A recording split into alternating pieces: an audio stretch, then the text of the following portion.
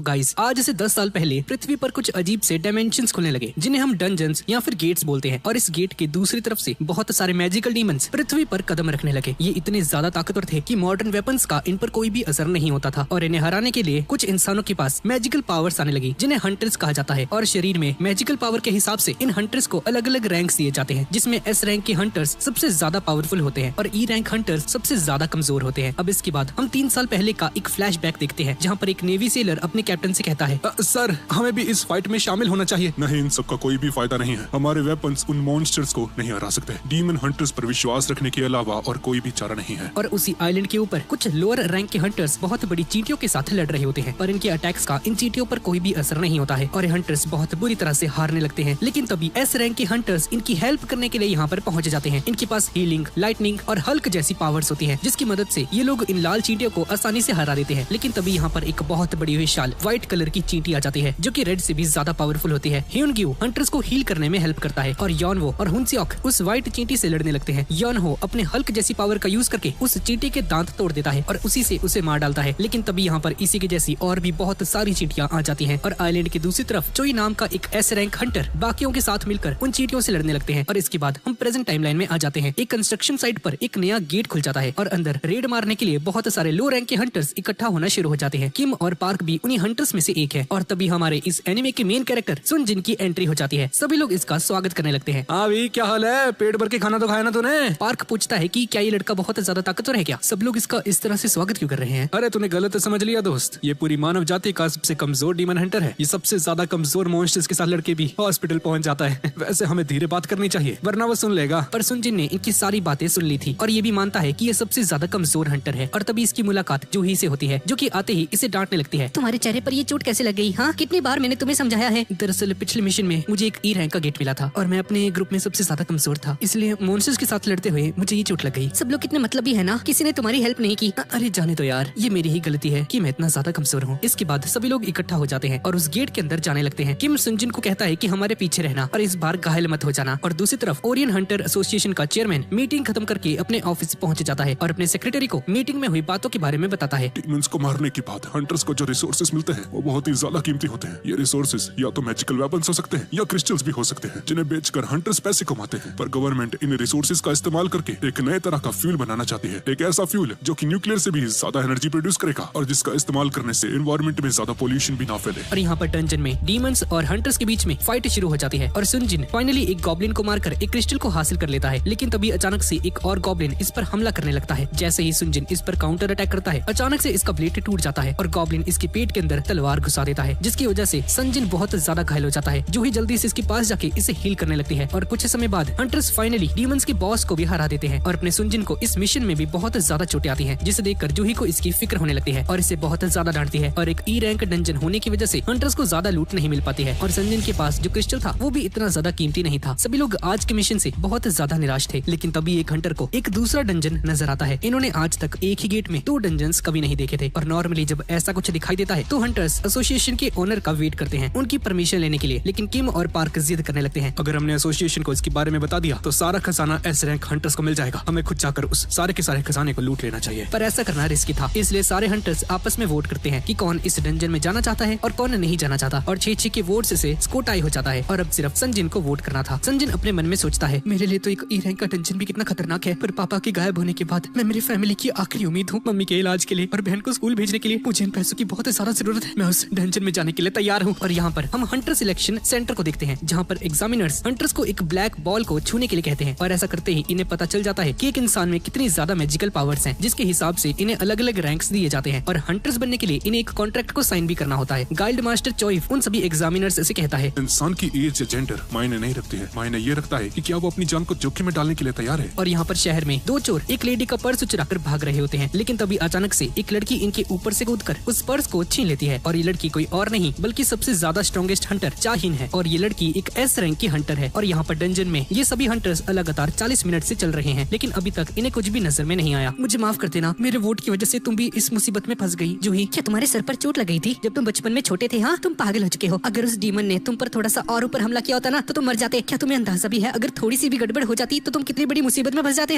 हाँ मुझे पता है, I am really sorry. Sorry से काम नहीं चलेगा, तुम्हें मुझे एक ट्रीट देनी होगी। तुम्हें मुझे स्प्रिंग रोल और मोमोज खिलाने होंगे। समझ गई ना? और यहाँ पर हम हंटर सिलेक्शन सेंटर में देखते हैं, जहाँ एसोसिएशन का चेयरमैन, जिसका नाम है गोगुन ही, सभी हंटर्स से कहता है, आप सभी लोगों का हंटर एसोसिएशन में स्वागत है। 10 साल पहले हमारी दुनिया में डंजन्स खुलने शुरू हुए थे, पर आज भी हमें इनके बारे में ज्यादा कुछ नहीं पता है। हंटर्स बनना यानी कि अपनी जान को जोखिम में डालना। एक्सपीरियंस होने के बाद भी एक हंटर को हमेशा चौकन्ना रहना चाहिए, लालच बिल्कुल नहीं करना चाहिए। और यहाँ पर डंजन्स में इन हंटर्स को फाइनली एक दरवाजा नजर आ जाता है। ये लोग लालच में इतने ज्यादा अंधे हो जाते हैं कि बिना कुछ सोचे समझे ही दरवाजा खोलकर अंदर जाने लगते हैं। और अंदर इन्हें बहुत सारे गार्ड्स और एंजल्स के स्टैचूज नजर आते हैं, लेकिन सुनजिन के सामने जो स्टैचू है वो बाकियों से बहुत ज्यादा बड़ा होता है। ये लोग सभी बहुत खुश होते हैं कि इन्हें इस कमरे में एक भी डीमन नहीं मिला है, लेकिन तभी जमीन पर इन्हें कुछ मैजिकल सर्कल्स नजर आते हैं और एक स्टैचू के ऊपर एक अजीब सी एंशिएंट स्क्रिप्ट लिखी हुई थी। अरे क्या लिखा है इस पे? ये है कार्टेनॉन टेम्पल के कुछ कमांडमेंट्स। पहला है भगवान की इज्जत करो, हाँ। दूसरा है भगवान के दिल से पूजा करो, और तीसरा है भगवान के प्रति अपनी आस्था का सबूत दो, हाँ। अगर ऐसा करने में तुम नाकामयाब हुए तो जिंदा नहीं लौट पाओगे। ये सुनकर जूही घबरा जाती है। जिन वो मैंने इस बड़े से स्टैचू की आंखों को हिलते हुए देखा, वो स्टैचू हम पर नजर रख रहा है। और तभी अचानक से ये बड़ा सा दरवाजा बंद हो जाता है। मैंने तुम्हें पहले ही कहा था, ये बहुत खतरनाक जगह है। मैं तो जा रहा यहाँ से। तुम्हें जो लूटना है तुम लूट सकते हो, जान ज्यादा प्यारी है। लेकिन जैसे ही ये हंटर दरवाजे को छूता है, सामने खड़ा हुआ स्टैचू अचानक से हिलने लगता है और अपने वेपन से इस बंदे का सर उखाड़ देता है। ये देखकर सभी के होश उड़ जाते हैं और जिनवू और जूही ये देखकर एक ही जगह पर फ्रीज हो जाते हैं। ये हंटर शायद डी रैंक था ना, उसका चाहे कुछ भी रैंक हो, पर वो मुझसे बहुत ज्यादा ताकतवर था और उस स्टैचू ने इसे एक ही झटके में खत्म कर दिया।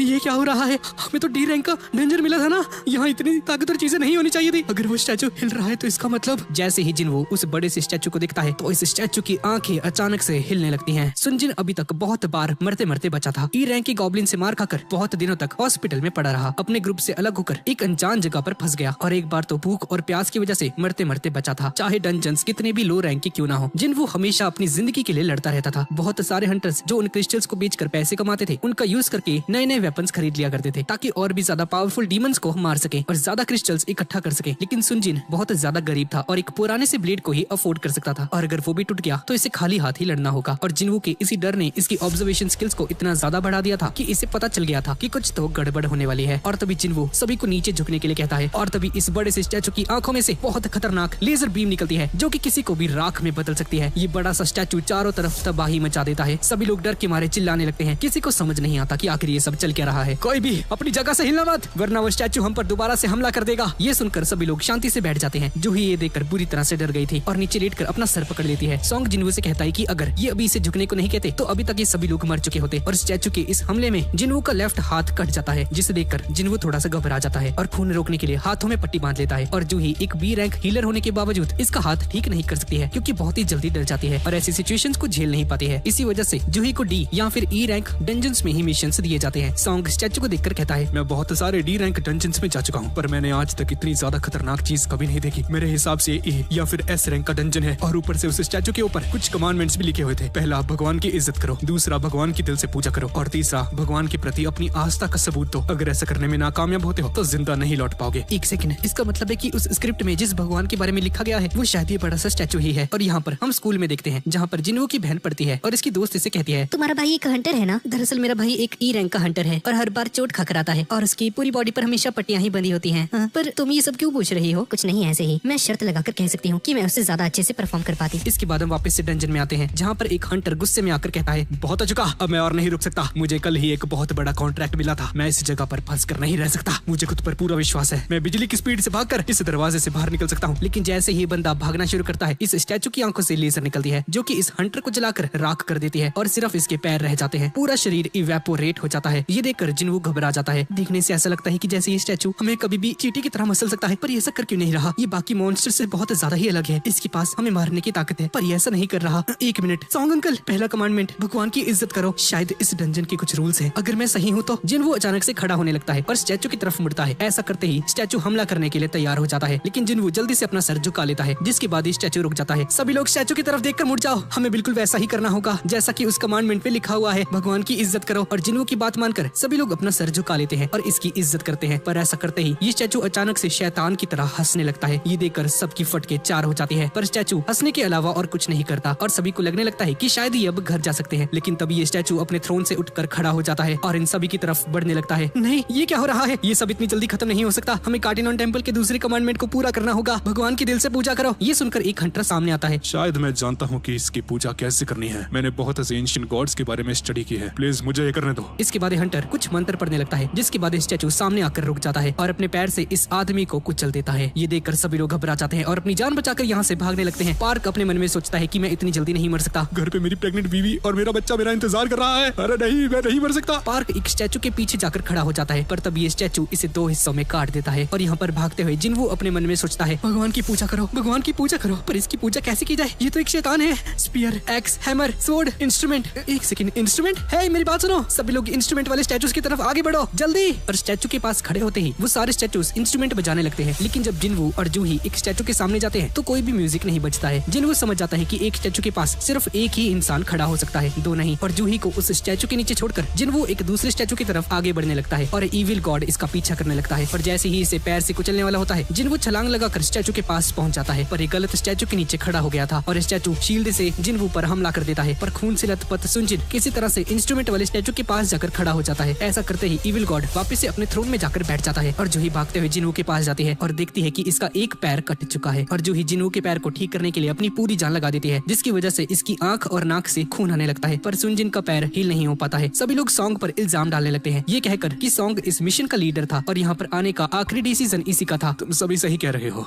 ये मेरी ही गलती है, मुझे तुम्हें यहाँ पर नहीं लेकर आना चाहिए था। और तभी अचानक से इविल गॉड अपना हाथ उठाकर एक अल्टार को हॉल के सेंटर में खड़ा कर देता है। बहुत सारी किताबों में ऐसा कहा गया है कि अल्टार को बलिदान देने के लिए यूज किया जाता है। कार्टिलोन टेम्पल का 3रा कमांडमेंट, भगवान के प्रति अपनी आस्था का सबूत दो। ये सुनते ही किम अपनी तलवार सॉन्ग की गली पर रखकर कहता है, तो इसका मतलब है कि हम में से किसी को अपना बलिदान देना होगा। हाँ, क्या सही कहा ना सुनजिन? लगता है जिम्मेदारी लेने का समय आ चुका है लीडर। और इनकी बात मानकर सॉन्ग उस अल्टार के पास चला जाता है अपना बलिदान देने के लिए। और सर्कल में आते ही अचानक से आग जलने लगती है, पर कुछ और नहीं होता। सॉन्ग जिन्वू से पूछता है कि क्या ऐसे कुछ और भी करना होगा? एक सेकंड, मुझे उस अल्टार को नजदीक से देखना पड़ेगा, प्लीज क्या तुम मुझे वहाँ तक लेकर जा सकते हो? जैसे ही तीनों उस अल्टार के पास पहुँचते हैं तो 3 और आग जलने लगती है, लेकिन कुछ और नहीं होता। एक गेट को 7 दिन लगते हैं पूरी तरह से खुलने के लिए और इसे कहते हैं डंजन ब्रेकडाउन। और ऐसा होते ही डंजन के अंदर रहने वाले सभी मॉन्स्टर्स हमारी दुनिया में आ जा सकते हैं। इसी वजह से डंजन मिशंस में हंटर्स का काम होता है कि डंजन के बॉस को हराकर गेट्स को हमेशा के लिए बंद कर देना, जिसका मतलब है कि अगर ये लोग इस मिशन में फेल हो जाते हैं तो ये इविल गॉड इनकी दुनिया में कदम रख लेगा। जिन्वू किम और जूही को भी सर्कल में आने के लिए कहता है ताकि ये लोग इस मिशन को जल्दी से जल्दी खत्म कर सकें। और सबके अंदर आते ही आउटर वाले सर्कल में बहुत सारी ब्लू फ्लेम्स जलने लगती हैं और दरवाजा खुल जाता है। सभी को लगता है कि शायद ये लोग अब घर जा सकते हैं, लेकिन तभी सभी स्टैचूज हिलने लगते हैं और हंटर्स की तरफ आगे बढ़ते हैं। जैसे ही जिन्वू उन गार्ड्स को देखता है तो वो रुक जाते हैं। ये एक बच्चों की गेम की तरह है, उन गार्ड्स को देखने पर वो उधर ही रुक जाते हैं, हमें बस उन्हें घूरते रहना है। उनमें से एक हंटर को बहुत ज्यादा डर लगने लगता है और सर्कल से बाहर निकलकर दरवाजे से बाहर निकल जाती है। और जिन्वू समझ जाता है कि ये ब्लू फ्लेम्स टाइमर की तरह समय समय पर बुझती रहती है और एक हंटर के बाहर जाते ही ये आग बुझ जाती है और दरवाजा धीरे धीरे बंद होने लगता है। लेकिन क्या पता ये एक चाल हो, डर और खतरे का एहसास दिलाकर इन्हें फंसाने की कोशिश कर रहे हो। शायद यही है आखिरी पड़ाव, द टेस्ट ऑफ फेथ। लेकिन अपनी जान बचाने के लिए एक और हंटर भाग जाता है। प्लीज कोई मत जाना, हमें बस उन सारी ब्लू फ्लेम्स के जाने का इंतजार करना है, ये एक टाइमर की तरह है, इसके बाद हम सभी लोग बच जाएंगे। पर ऐसा भी तो हो सकता है कि सबके जाने के बाद हम हमेशा के लिए यहाँ पर फंस जाएं। हमें यहाँ तक सही सलामत पहुँचाने के लिए मैं तुम्हें दिल से शुक्रिया अदा करता हूँ। डंजन मुझे माफ करना, मेरी एक फैमिली भी है जो कि मेरे वापस लौटने का इंतजार कर रही है। मुझसे ये और नहीं हो पाएगा, मुझे माफ कर देना। और ऐसा बोलकर किम भी यहाँ से चला जाता है और उसके जाते ही ये सारे स्टैचूज आगे बढ़ने लगते हैं और अपनी लाचारी देखकर जिन्वू भी रोना शुरू कर देता है। और सॉन्ग जूही और जिन्वू से कहता है, मैं यहाँ पर रुकता हूँ, तुम लोग भागो यहाँ से जब तक एक भी इंसान यहाँ पर रहेगा। ये दरवाजा पूरी तरह से बंद नहीं होगा। जो है जिन्वू को लेकर जाओ यहाँ से। पर जूही अपनी पावर्स का इतना ज्यादा इस्तेमाल कर चुकी थी कि अब इससे हिला भी नहीं जा रहा था। सॉन्ग अंकल प्लीज जूही को लेकर यहाँ से चले जाइए, हमारे पास वक्त नहीं है। जूही तुम्हें मेरे साथ डिनर पर जाना था ना, ये लो इसे रखो, तुम खाना ऑर्डर करो, मैं ये मिशन खत्म करके जल्दी से तुम्हारे पास आता हूँ, ठीक है ना? पर जूही जाने से मना कर देती है और सॉन्ग जूही को बेहोश करके इसे अपने साथ लेकर बाहर चला जाता है। और अब जिन्वू अकेला रह गया था। ये स्टैचूज इसकी तरफ आगे बढ़ने लगते हैं। जिन्वू पास में रखी हुई एक तलवार को पकड़ लेता है। मरने से पहले मैं तुम में से एक को अपने साथ लेकर जरूर जाऊंगा, आ जाओ, तुम नहीं बचोगे। और स्टैचूज बहुत बेरहमी से जिन्वू के हाथ पैर उखाड़ देते हैं, गले पर हमला करते हैं और जमीन से उठाकर अल्टार पे फेंक देते हैं। और जिन्वू की हालत बहुत ज्यादा खराब हो जाती है और लहूलुहान हो जाता है। और जिन्वू मरने से पहले अपने मन में कहता है, मैं जीना चाहता हूँ, मेरा एक परिवार है जो मेरा इंतजार कर रहा है, प्लीज प्लीज भगवान मुझे एक और मौका दे दीजिए। और जैसे ही स्टैचू आखिरी हमला करने वाला होता है, अचानक से हमारे सामने एक स्क्रीन खुल जाती है जिसमें लिखा होता है, courage of the week, the secret quest completed, you have acquired the qualifications to be a player, will you accept? तुम एक प्लेयर बनने के लिए क्वालिफाई हो चुके हो, क्या तुम इसे एक्सेप्ट करते हो? अगर तुमने इसे स्वीकार नहीं किया तो तुम्हारे दिल की धड़कन 0.02 सेकंड्स में बंद हो जाएगी। क्या तुम इसे एक्सेप्ट करते हो या रिजेक्ट करते हो? जिन्वू जीना चाहता था इसलिए यस को चूज कर देता है। इसके बाद जब जिन्वू की आंखें खुलती हैं तो वो अपने आप को एक हॉस्पिटल में पाता है। जिन्वू के हाथ पैर बिल्कुल सही सलामत हैं और शरीर के ऊपर चोट का नामो निशान तक नहीं था। ये सब देखकर सुनजिन को लगने लगता है कि शायद वो सब कुछ एक सपना था। लेकिन तभी इससे मिलने के लिए 2 आदमी यहाँ पर आ जाते हैं। मेरा नाम है वो जिंचल और मैं हंटर एसोसिएशन के सर्विलेंस टीम का का एक मैनेजर हूँ। सर्विलेंस टीम को मुझसे क्या काम है? तुम 3 दिन से हॉस्पिटल के अंदर बेहोश पड़े थे। ये सुनकर जिन्वो हैरान हो जाता है। जूही और सॉन्ग अंकल कैसे हैं? वो सही सलामत तो है ना? हाँ वो दोनों ठीक हैं, लेकिन अपना लेफ्ट हाथ खोने की वजह से सॉन्ग अब एक हंटर नहीं बन सकता है और डंजन में हुई घटना की वजह से जूही अभी तक एक बहुत बड़े सदमे में है और अभी उसका इलाज चल रहा है और उसकी कंडीशंस को देखकर मुझे नहीं लगता कि वो अपने हंटर बनने के सफर को आगे कंटिन्यू कर सकती है। तुम्हारे इस डबल डंजन वाले मिशन में सिर्फ 6 लोग ही जिंदा बच पाए। हमने आज तक ऐसी घटना कभी नहीं देखी। जब व्हाइट टाइगर स्क्वाड वहाँ पर पहुंची तो उन्हें तुम वहाँ पर बेहोश पड़े हुए मिले, लेकिन उस जगह पर ना ही कोई टेम्पल था ना ही कोई स्टेच्यू। यकीन नहीं होता ना, लेकिन अगर उन 5 लोगों की कही हुई बातों में थोड़ा सा भी अंतर होता या अगर हमें वहाँ पर एक भी डेड बॉडी नहीं मिलती तो पूरा शक तुम्हारे ग्रुप पर आता। सुंग जिन्वो, ये बस हमारा एक अनुमान है, लेकिन क्या तुमने वहाँ पर सेकंड अवेकनिंग को महसूस किया था क्या? लेकिन ऐसा बहुत कम देखा गया है कि कुछ हंटर्स सेकंड अवेकनिंग को महसूस कर पाते हैं और ऐसा होते ही इनकी पावर्स सीधा एस रैंक तक पहुंच जाती हैं। जिनचुल की बातें सुनकर जिन्वो हैरान हो जाता है और सेकंड अवेकनिंग को कंफर्म करने के लिए सांग उसे माना मीटर पर हाथ रखने के लिए कहता है। जिनचुल अपने मन में कहता है, अगर इनका सामना सच में एक एस लेवल की मॉन्स्टर के साथ हुआ है तो इस जैसा एक ई रैंक हंटर बिना सेकंड अवेकनिंग के जिंदा नहीं बच सकता। लेकिन माना मीटर में इसका स्कोर बहुत ही कम आता है, जिसे देखने के बाद जिनचुल कहता है, मुझे माफ कर देना सुनजिन, हमारा अनुमान गलत निकला। जाते समय काम कहता है, सर इसकी मैजिकल पावर्स तो ई रैंक के हंटर से भी ज्यादा कमजोर है, ऑलमोस्ट एक साधारण इंसान की तरह। इनके जाने के बाद सुनजिन अपने मन में कहता है कि क्या बदकिस्मती है, मुझे तो लगा था कि मैं एक एस रैंक हंटर बन जाऊंगा, पर मुझे एक बात समझ नहीं आई, उन लोगों ने मुझसे इस स्क्रीन के बारे में क्यों नहीं पूछा? लगता है सिर्फ मैं ही इसे देख सकता हूँ। सुनजिन स्क्रीन को टच करने की कोशिश करता है, लेकिन उससे कुछ फर्क नहीं पड़ता है। तभी जिन्हा यहाँ पर आ जाती है जिन्वो से मिलने के लिए और आते ही इसे डांटने लगती है। देखा, फिर से घायल हो गए ना? तुम्हें अपना ध्यान रखना चाहिए। तुम्हें अंदाजा भी है कि मुझे तुम्हारी कितनी चिंता हो रही थी। अगली बार अगर ऐसा कुछ भी हुआ तो मैं स्कूल छोड़कर कोई जॉब पकड़ने वाली हूँ, समझ गए ना? ताकि तुम हंटर बनना छोड़ दो। मुझे माफ कर देना, अगली बार ऐसा कभी नहीं होगा, मैं वादा करता हूँ। वैसे जिन्हा, क्या तुम ये स्क्रीन देख सकती हो क्या? स्क्रीन? कौन सी स्क्रीन भाई? कुछ नहीं, मैं मजाक कर रहा था। वैसे जिन्हा, तुम हमेशा गेम्स खेलती हो ना? गेम की नोटिफिकेशन को पढ़ने के लिए तुम क्या करती हो?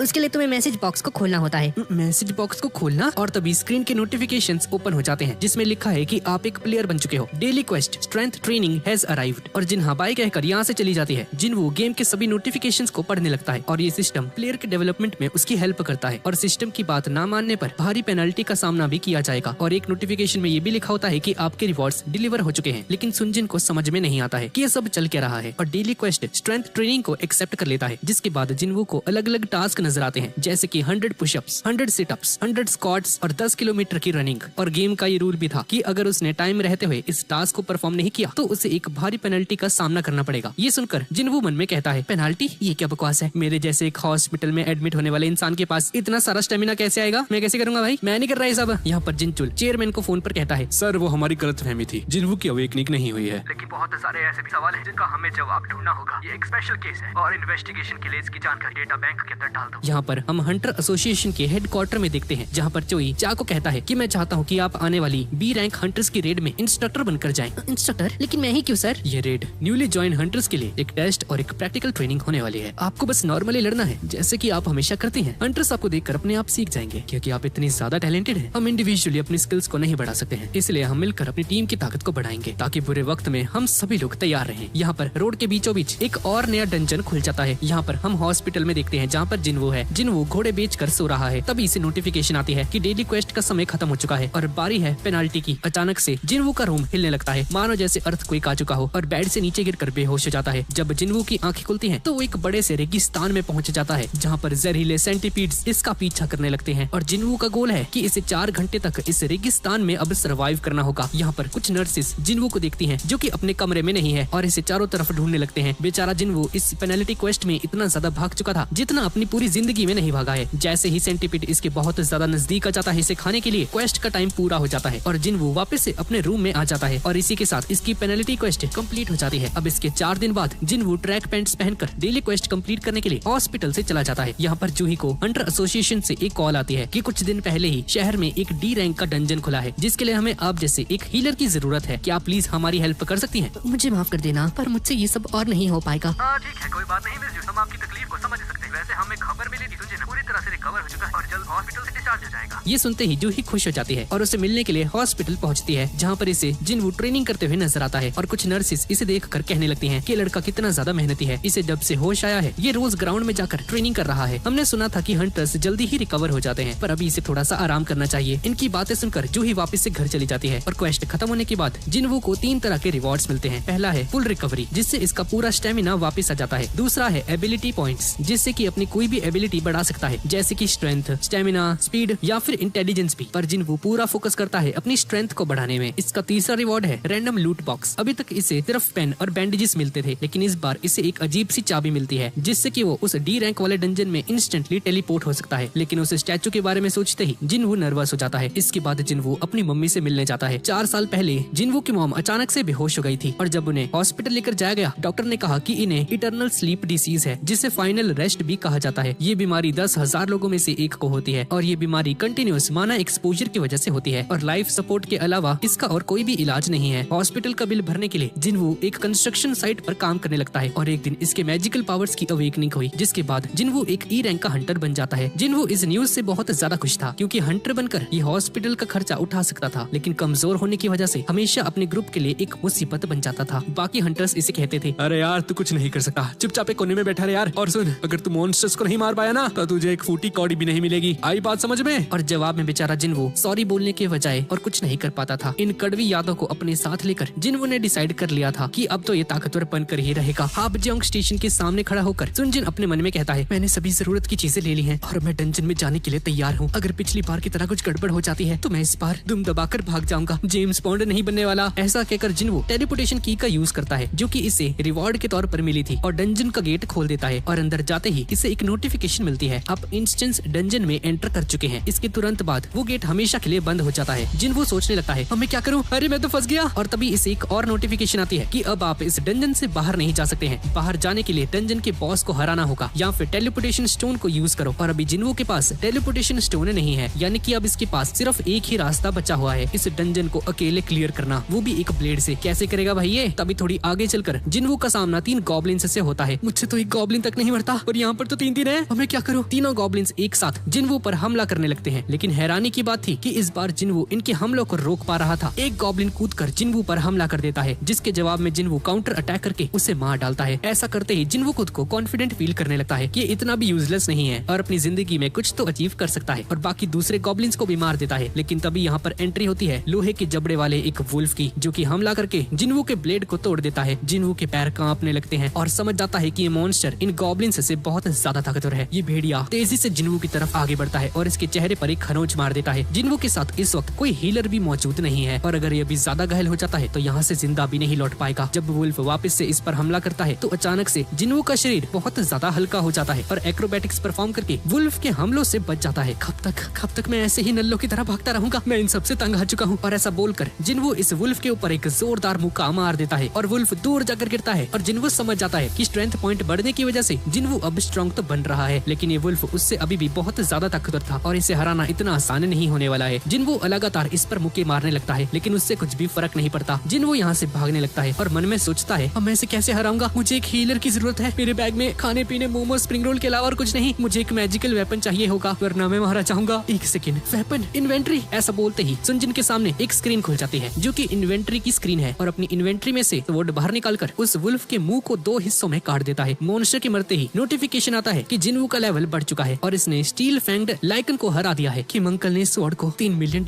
में खरीदा था, लेकिन मुझे ये स्वॉर्ड फ्री में मिल गई। मुझे इसका पूरा फायदा उठाना होगा। हाँ, ये क्या? मेरी चोट ठीक कैसे हो गई? लेकिन तभी इसके सामने 2 और वुल्फ्स यहाँ पर आ जाते हैं। स्वॉर्ड होने की वजह से अब जिनवू को कोई भी डर नहीं होता है। जैसे ही ये दोनों वुल्फ्स इसकी तरफ आगे बढ़ते हैं, जिनवू स्वॉर्ड से इन पर हमला करने की कोशिश करता है, पर एक वुल्फ अपने जबड़े से इसकी तलवार को रोक देता है। जिनवू इसे एक लात मारकर इसके गले को काट देता है। ये देखकर दूसरा वुल्फ डरकर यहाँ से भाग जाता है। देखा जाए तो उन स्टैचूज के सामने ये मॉन्स्टर्स तो कुछ भी नहीं है। अरे ये क्या? अब मैं लेवल 2 पर पहुंच चुका हूँ। जब मैं डेली क्वेस्ट करता था तो ऐसा कभी नहीं हुआ। अब मैं समझ चुका हूँ, शायद असली लड़ाई में मेरे स्टैट्स हर बार बढ़ते रहते हैं। देखा जाए तो अब मैं पूरी तरह से हील भी हो चुका हूँ, लेकिन क्या 1 पॉइंट मिलने से कुछ फर्क पड़ने वाला है? इसमें पर्सनैलिटी और इंटेलिजेंस भी है, लेकिन स्ट्रेंथ को समझना सबसे आसान है। अगर मैं ऐसे ही लड़ता रहा तो मेरे पॉइंट्स और भी ज्यादा जल्दी बढ़ेंगे। इसका मतलब है मैं सच में ताकतवर बन सकता हूँ। और जिनवू उस मॉन्स्टर की बॉडी में से क्रिस्टल्स को ढूंढने की कोशिश करता है, पर क्रिस्टल्स के बजाय सिस्टम इसे कुछ आइटम्स देता है, जिसे वो गेम स्टोर में बेचकर 20 गोल्ड कॉइंस अर्न कर लेता है। जिनवू तलवार उठाकर कहता है, मुझे क्या करना चाहिए? इस डंजन के बॉस को मारे बिना मैं यहाँ से बाहर नहीं निकल सकता। टेलीपोर्टेशन स्टोन से मैं बाहर तो जा सकता हूँ, पर मेरे पास वो है ही नहीं। मुझे क्या करना चाहिए? अगर ऐसे ही चलता रहा तो मैं जल्द ही भूख की वजह से मर जाऊंगा। ई रैंक का डंजन होने के बाद भी मुझे नहीं लगता कि मैं उस बॉस को हरा पाऊंगा, लेकिन अगर मेरा लेवल बढ़ जाए तो शायद मेरे पास एक उम्मीद हो, लेकिन हो सकता है कि मैं उससे पहले ही मारा जाऊं। और तभी सुनजिन को अपने सामने वुल्व्स का एक झुंड दिखाई देता है जो कि एक साथ इसकी तरफ आगे बढ़ रहे हैं। लेकिन अब जिनवू को मौत का डर नहीं था। अपनी तलवार से लगातार सभी वुल्व्स पर हमले करने शुरू कर देता है और 2-3 मॉन्स्टर्स को मार गिराता है। सारे वुल्व्स इसे चारों तरफ से घेर लेते हैं। मैं तुम्हारी ही तरह जिद्दी हूँ, मैं इतनी जल्दी हार नहीं मानने वाला। मुझे बुरा लगेगा कि अगर मैंने तुम्हें जल्दी ही मार दिया। चलो इस लड़ाई को थोड़ा सा इंटेंस बनाते हैं। 1, 2, 3, 4, 5, 6। जिनवू जितने ज्यादा वुल्व्स को मार रहा था, इसका लेवल उतना ही जल्दी बढ़ता जा रहा था। ताकतवर बनने के लिए जिनवू इस सिस्टम के रूल्स को फॉलो करने के लिए भी तैयार था। जिनवू सभी वुल्व्स को मार देता है और इसने एक टाइटल को अचीव कर लिया है, द वुल्फ असैसिन। लेकिन लड़ाई में इसके सोर्ड की हालत बहुत ज्यादा खराब हो जाती है और इसकी सोर्ड अब कभी भी टूट सकती थी। और टाइटल्स की वजह से इसकी सारी एबिलिटीज 40% तक बढ़ जाती हैं। और अब इसके पास इन्वेंट्री में 2 daggers, travellers clock, 34 wolf blades और एक टेलीपोर्टेशन स्टोन भी आ चुका है। मुझे क्या करना चाहिए? क्या मैं इसका यूज करके घर चले जाऊं? पर शायद वापस से मुझे ऐसा स्ट्रॉन्ग बनने का मौका कभी नहीं मिलेगा। मुझे आगे बढ़ना चाहिए। यहाँ पर जूही को हंटर एसोसिएशन से कॉल आता है। पास ही में एक डंजन ब्रेकडाउन हुआ है और गेट से मॉन्स्टर्स आजाद हो चुके हैं। हमें आप जैसे एक हीलर की जरूरत है, प्लीज हमारी हेल्प कीजिए। और जिनवू को उस दिन ट्रेनिंग करते हुए देखकर जूही को एहसास होता है कि डरने से कुछ नहीं होने वाला, इससे भी लोगों की हेल्प करनी चाहिए और जाने के लिए तैयार हो जाती है। बंदर और ब्लैक पैंथर जैसे मॉन्स्टर्स के साथ लड़ने की वजह से जिनवू का लेवल अब इतना ज्यादा बढ़ चुका था कि जो वुल्फ्स इससे पहले ताकतवर लग रहे थे अब उसके लिए गॉब्लिन के लेवल का हो चुका था। जिनवू को एहसास हो जाता है कि जिन मॉन्स्टर्स के नाम व्हाइट में लिखे होते हैं वो इससे कमजोर होते हैं, जो ऑरेंज में होते हैं वो इसी के लेवल के होते हैं और जिनका नाम रेड में लिखा होता है वो इससे बहुत ज्यादा ताकतवर होते हैं। और अब जिनवू की परसेप्शन एबिलिटी इतनी ज्यादा हाई हो चुकी थी कि इसे दूर से ही पता चल जाता है कि जो मॉन्स्टर सीढ़ियों के नीचे है वो बहुत ज्यादा स्ट्रॉन्ग है। जिनवू का लेवल अब 15 पर पहुंच चुका है और इसकी स्वॉर्ड कभी भी टूट सकती है। लेकिन फिर भी उस मॉन्स्टर के साथ लड़ने के लिए जिनवू सीढ़ियों से नीचे जाने लगता है। नीचे जाते ही अचानक से कोई चीज पानी के अंदर से जिनवू पर हमला कर देती है और दीवार से टकराकर नीचे गिर जाता है और फाइनली इसकी स्वॉर्ड भी टूट जाती है। पानी से बाहर निकलता है इस डंजन का boss blue venom fang Kasaka, king of the swamp. और इस मॉन्स्टर का नाम ऑरेंज से लिखा हुआ था, जिसका मतलब है कि ये सुनजिन जितना ताकतवर है। मॉन्स्टर के साथ लड़ते हुए जिनवू अपने मन में कहता है, मैं इसे कैसे हराऊं? इसकी स्किन कितनी हार्ड है, मेरी स्वॉर्ड का इस पर कोई भी असर नहीं हो रहा है। कसाका अपनी पूंछ का यूज करके जिनवू पर हमला करता है और इसे दूर फेंक देता है और इस पर एक बड़ी सी ट्रेन को गिराता है। लेकिन जिनवू वक्त रहते वहाँ से निकल जाता है और मरते मरते बचता है। जिनवू उसी दिन को याद करता है जब सॉन्ग अंकल ने इसे बताया था कि कैसे सभी लोग इसे मानव जाति का सबसे कमजोर डीमन हंटर कहकर पुकारते हैं। कसाका से लड़ते हुए जिनवू अपने मन में सोचता है कि कब तक, आखिर कब तक मैं दूसरों के लिए एक मजाक बनकर जीता रहूंगा। मैं मानता हूँ कि मैं कमजोर हूँ, मुझे खुद पर शर्म आती है। अगर तुम ताकतवर हो तो तुम्हें हर सिचुएशन में एडवांटेज मिलती है, लेकिन मुझ जैसा ही कमजोर इंसान डर के जीने के अलावा और कुछ नहीं कर पाता। फर्क नहीं पड़ता तुम कितने अच्छे, होशियार या दयालु हो, ताकतवर लोग हमेशा हमें अपने पैरों की धूल समझते रहेंगे। इसलिए मैं हार नहीं मानूंगा। मैं इस दुनिया का सबसे खतरनाक इंसान बनकर ही रहूंगा और ये मेरा वादा है। कसाका इस पर वापस से हमला करता है। अभी नहीं, मैं इतनी जल्दी हार नहीं मानने वाला। उस चीज के सामने ये मॉन्स्टर तो कुछ भी नहीं है। जिनवू कूदकर कसाका के गले को पकड़ लेता है और अपनी पूरी जान लगाकर इसके गले को दबाने लगता है। कसाका दर्द के मारे चिल्लाता है और आसपास की चीजों से टकराने लगता है, लेकिन जिनवू इसे नहीं छोड़ता है। जिनवू लगातार इसके गले को दबाता रहता है और फाइनली इसकी गर्दन को तोड़ देता है। कसाका को हराते ही जिनवू का लेवल बढ़ जाता है। लगता है मैं सच में पहले से ज्यादा ताकतवर हो चुका हूँ।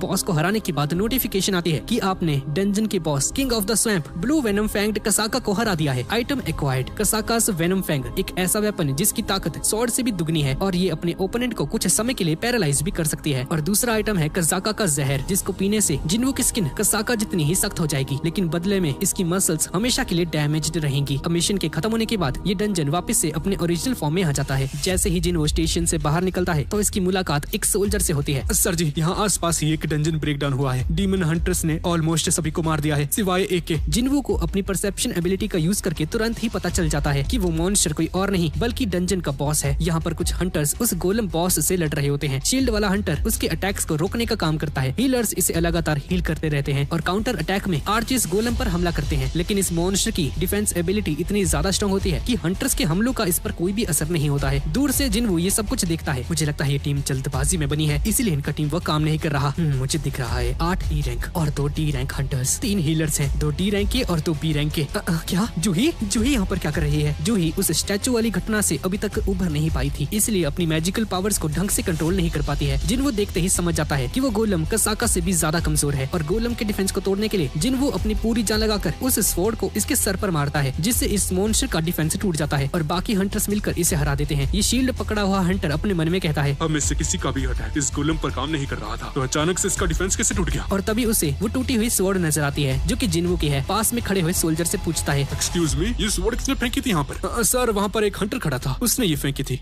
अरे कहाँ चला गया वो हंटर? इतनी खतरनाक पावर, लगता है वो कोई हाई रैंक का हंटर होगा। बहुत दिनों तक हॉस्पिटल में रहने के बाद जिन्वू अब फाइनली डिस्चार्ज होने वाला है। डेली क्वेस्ट करने की वजह से अब इसकी बॉडी ऋतिक रोशन जैसी बन चुकी है। हॉस्पिटल में चारों तरफ जिन्वू के ही चर्चे होने लगते हैं। कुछ नर्सेस तो इसकी दीवानी हो चुकी हैं। जब एक नर्स जिन्वू के रूम में आती है तो उसकी बॉडी देखकर शर्माने लगती है। कहना पड़ेगा, क्या बॉडी है इसकी। क्या आपको मुझसे कोई काम है? अरे हाँ, आज आप डिस्चार्ज होने वाले हो। प्लीज तैयार होने के बाद रिसेप्शन के पास आ जाना। और क्या आप प्लीज मुझे अपना मोबाइल नंबर दे सकते हैं प्लीज? ये सुनकर जिन्वू अपने मन में सोचता है, क्या मोबाइल नंबर? हो सकता है इसे कोई काम हो, चलो दे ही देता हूँ। यहाँ पर जिन्वू के घर में जिन्हा एक एस रैंक हंटर का इंटरव्यू देख रही है, जहाँ रिपोर्टर उससे पूछती है कि सर 7 एस रैंक हंटर्स में से एक होने की वजह से आप तो हमेशा बिजी ही रहते होंगे, क्या आप बता सकते हैं कि आपकी लाइफ कैसी गुजरती है? जिसके जवाब में यॉन हो कहता है, डंजन मिशंस में जाने के लिए हर एक हंटर को हर दिन ट्रेनिंग करनी पड़ती है ताकि उसकी फाइटिंग स्किल्स फीकी न पड़ जाए। हम अपनी हंटर स्किल्स को ग्रो नहीं कर सकते हैं, लेकिन ट्रेनिंग करके उन्हें परफेक्ट तो बना ही सकते हैं। डीमन हंटर बनने से पहले मैं एक फायर फाइटर रह चुका हूँ और हर दिन जिम जाया करता था, इसलिए रोज ट्रेनिंग करना एक तरह से मेरा रूटीन का काम है। स्कूल जाने से पहले जिन्हा जिन्वू को उठाती है। जिन्वू, फ्रिज में कल रात का खाना रखा हुआ है, गरम करके खा लेना। जिन्वू, क्या तुम जिम जा रहे हो? और तुम लंबे कैसे हो गए? क्या एक्सरसाइज करने से हाइट भी बढ़ती है क्या? लगता है तुम लड़के बड़े होते रहते हो। चलो मैं स्कूल जा रही हूँ। जाने से पहले जिन्वू इसे एक अम्ब्रेला देता है, इसे रख लो, बारिश का कोई भरोसा नहीं है, इसे अपने साथ रखो और आराम से जाना। जिन्वू डेली क्वेस्ट को देखकर कहता है कि अब सिर्फ रनिंग बची है, इसे मैं बाद में कर लूंगा। क्या मेरी मसल से डेली क्वेस्ट को पूरा करने की वजह से बढ़ रही है क्या? ऐसा ही चलता रहा तो कहीं मैं ऋतिक रोशन न बन जाऊं। मेरे पास अभी भी 12 पॉइंट्स हैं, कहाँ यूज करूँ इन्हें यार?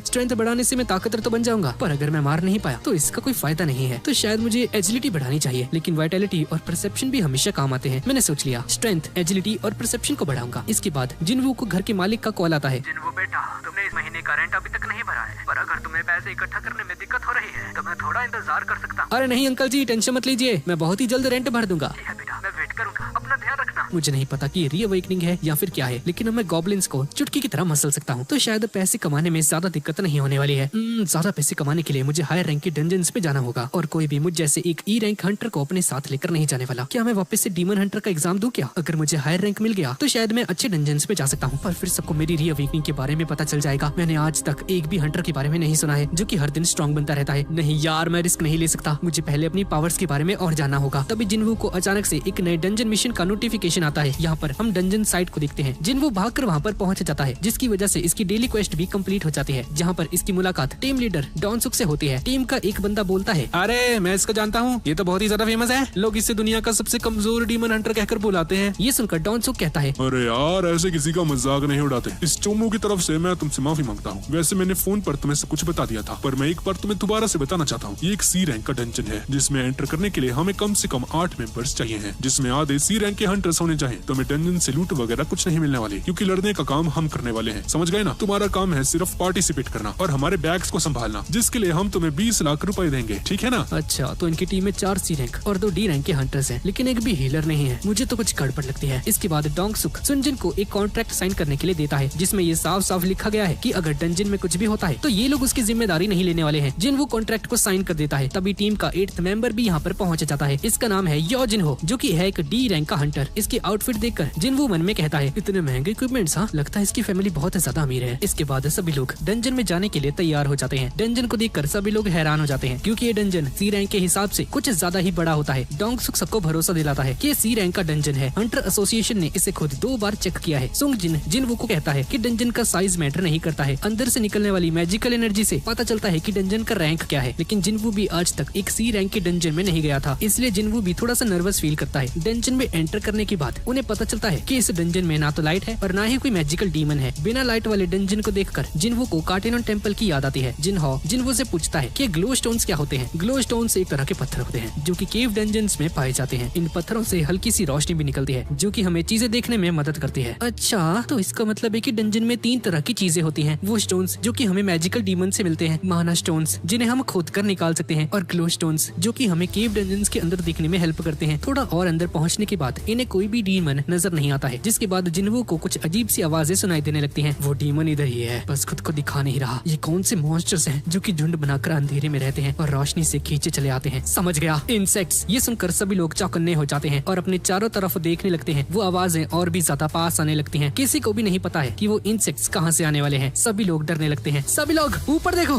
डीमन हंटर्स कीड़ों पर बिजली और एक्सपो से हमला करने लगते हैं। डोंगसुक सारे मॉन्स्टर्स का ध्यान अपनी तरफ एकत्रित करता है। क्यूआन एक बड़े हमले की तैयारी करने लगता है और बाकी डीमन हंटर्स इससे सपोर्ट करते हैं। 5 सेकंड का काउंटडाउन करने के बाद क्यूआन एक बड़ा सा हमला परफॉर्म करता है, जिससे कि आधे से भी ज्यादा मॉन्स्टर्स जलकर राख हो जाते हैं। ये देखकर जिन्वू मन में कहता है कि इनका कोऑर्डिनेशन बहुत ज्यादा ही अच्छा है। देखकर पता चलता है कि लोग बहुत समय से एक दूसरे को जानते हैं। इसके महंगे इक्विपमेंट्स इसकी बहुत हेल्प कर रहे हैं। सभी मॉन्स्टर्स को मारने के बाद सभी लोग इंसेक्ट स्टोन को ढूंढने लगते हैं और तभी इन्हें इन कीड़ों की बॉडी के अंदर किसी चीज के काटने का निशान नजर आता है। यानी कि इस डंजन में एक ऐसा मॉन्स्टर छिपा हुआ है जो कि इन कीड़ों से भी ज्यादा ताकतवर है। यहाँ पर सुंगजिन जिन्वू को कहता है कि तुम्हारे ये इक्विपमेंट्स बहुत महंगे हैं ना, पता नहीं क्यों लेकिन मुझे ऐसा लग रहा है कि हमें थोड़ा संभल कर रहना चाहिए। इसके बाद हंटर्स बहुत देर तक आगे बढ़ते रहते हैं, डंजन को एनालाइज करते हैं और बीच बीच में ब्रेक्स लेकर खाना भी खाते हैं। जब डोंगसुक की टीम आगे आगे चल रही होती है तो जिन्वू इन्हें देखकर अपने मन में कहता है कि बिना फाइटिंग किए 20 लाख मिलना अच्छी डील है, कुछ ज्यादा ही अच्छी है। ये एक ऐसी टीम है जिसके अंदर कोई भी हीलर नहीं है और इन्हें हमेशा एक्स्ट्रा मेंबर्स की तलाश रहती है। पक्का कुछ न कुछ गड़बड़ जरूर है। रास्ते में वापस से इन्हें आधे खाए हुए कीड़े नजर आते हैं। ये लोग समझ गए थे कि लोग फाइनल बॉस के चेम्बर तक पहुंच चुके हैं और तभी अंदर पहुंचते ही इन्हें बहुत सारे करोड़ों की तादाद में माना क्रिस्टल्स दिखाई देते हैं। इन्हें देखकर डोंगसुक अपने मन में कहता है, फाइनली मुझे सोने की खदान मिल चुकी है। इतने पैसों से मैं एक ऐसी टीम बनाऊंगा जिसे सब लोग देखते ही रह जाएंगे।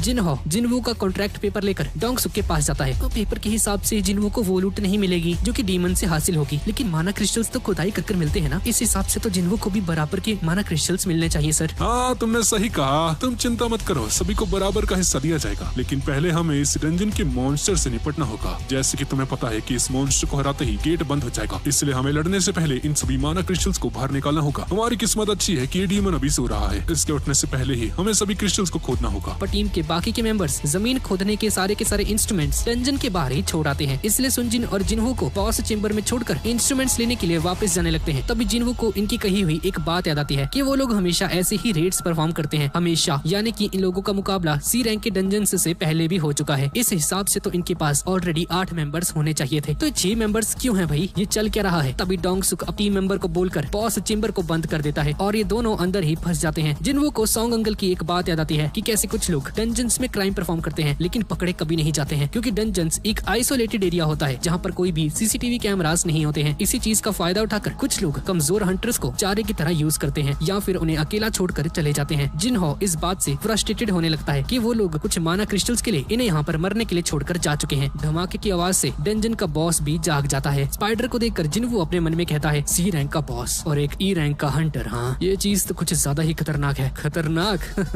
मैं अपने शब्दों को वापस लेता हूँ। जिन्हो दूर हट जाओ, इस मकड़ी से मैं लड़ूंगा। ऐसा कहकर सुनजिन अपने डैगर को बाहर निकालता है और बॉस से लड़ने के लिए तैयार हो जाता है। यहाँ पर डंजन से बाहर निकलकर टीम का एक मेंबर डोंगसुक से कहता है, सर आपको नहीं लगता कि हमें उन दोनों को जान से मार देना चाहिए था? तुम लोग पागल हो गए हो क्या? अगर वो मकड़ी जाग जाती तो क्या करते? उन दोनों चुलगूसों को लड़ने का कोई भी एक्सपीरियंस नहीं है। वो मकड़ी उन्हें चुटकियों में खाकर दोबारा से सो जाएगी। तब हम लोग वापस से डंजन में जाएंगे और सारे माना क्रिस्टल्स को इकट्ठा कर लेंगे। मैंने बॉस चेंबर के अंदर कुछ और भी टनल्स को देखा था। हम लोग वहाँ से अंदर घुसेंगे। अगर वो मॉन्स्टर जाग भी चुका होगा तो हम सभी लोग मिलकर उसे मार डालेंगे, और अगर हम लोग माना क्रिस्टल्स को नहीं ले पाए तो हम उस लड़के के सारे इक्विपमेंट्स चोरी कर लेंगे। देख लेता हूँ ये किसका बेटा है। वैसे कहना पड़ेगा वो बॉस कुछ ज्यादा ही खतरनाक था। अब उनके बचने का कोई भी चांस नहीं है।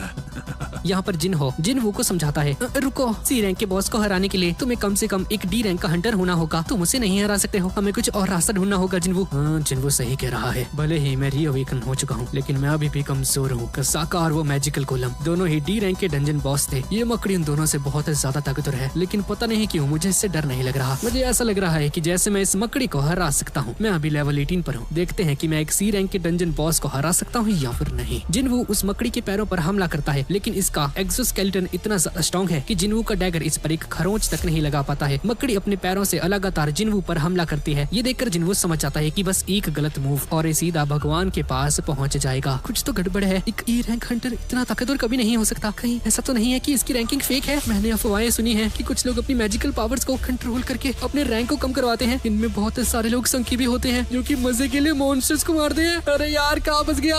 डैड मुझे बचा लीजिए। जिन्हो इससे लड़ते हुए कहता है कि इसकी स्किन कसाका से भी ज्यादा हार्ड है और अब धीरे धीरे इसका स्टेमिना भी खत्म होने लगा है। अगर ऐसे ही चलता रहा तो मैं मारा जाऊंगा। मुझे इसे जल्द ही हराना होगा। पैरालिसिस एंड ड्रेन, इस डैगर की स्पेशल एबिलिटीज ही मुझे जिता सकती हैं। मुझे इस मकड़ी की आंखों पर हमला करना होगा। लेकिन जिन्वो जैसे ही इस मॉन्स्टर की तरफ आगे बढ़ता है, ये अपने मुंह से एसिड की उल्टियां कर देता है, जिससे जिन्वो बाल बाल बचता है। लगता है कुछ ज्यादा ही स्ट्रॉन्ग है। जिन्वो अपनी न्यू एबिलिटी डैश का यूज करता है और बिजली की तेजी से इसकी तरफ आगे बढ़ता है, पर आंखों पर हमला करने से बच जाता है। जिन्वो एक और बार ट्राई करता है और मकड़ी के मुंह की तरफ आगे बढ़ने लगता है, लेकिन तभी इसकी फटीग यानी कि थकान 70% पर पहुंच जाती है, जिसकी वजह से इसकी स्पीड कम होने लगती है और ये मॉन्स्टर जिन्वो को दूर फेंक देता है। जैसे ही मकड़ी फाइनल अटैक करती है, जिन्वो डेली क्वेस्ट के फुल रिकवरी वाले अवार्ड को यूज करता है और इस मॉन्स्टर के हमले से बच जाता है और मकड़ी के ऊपर कूदकर इसकी सभी आंखों को फोड़ देता है, जिससे कि ये मॉन्स्टर मर जाता है। और इसी के साथ सुनजिन इस सी रैंक के डंजन के बॉस को हरा देता है। ये देखकर जिन्हो के तो होश ही उड़ जाते हैं। भैया आप ठीक तो हो ना? हाँ? ये पानी ले लीजिए, अब थक गए होंगे ना?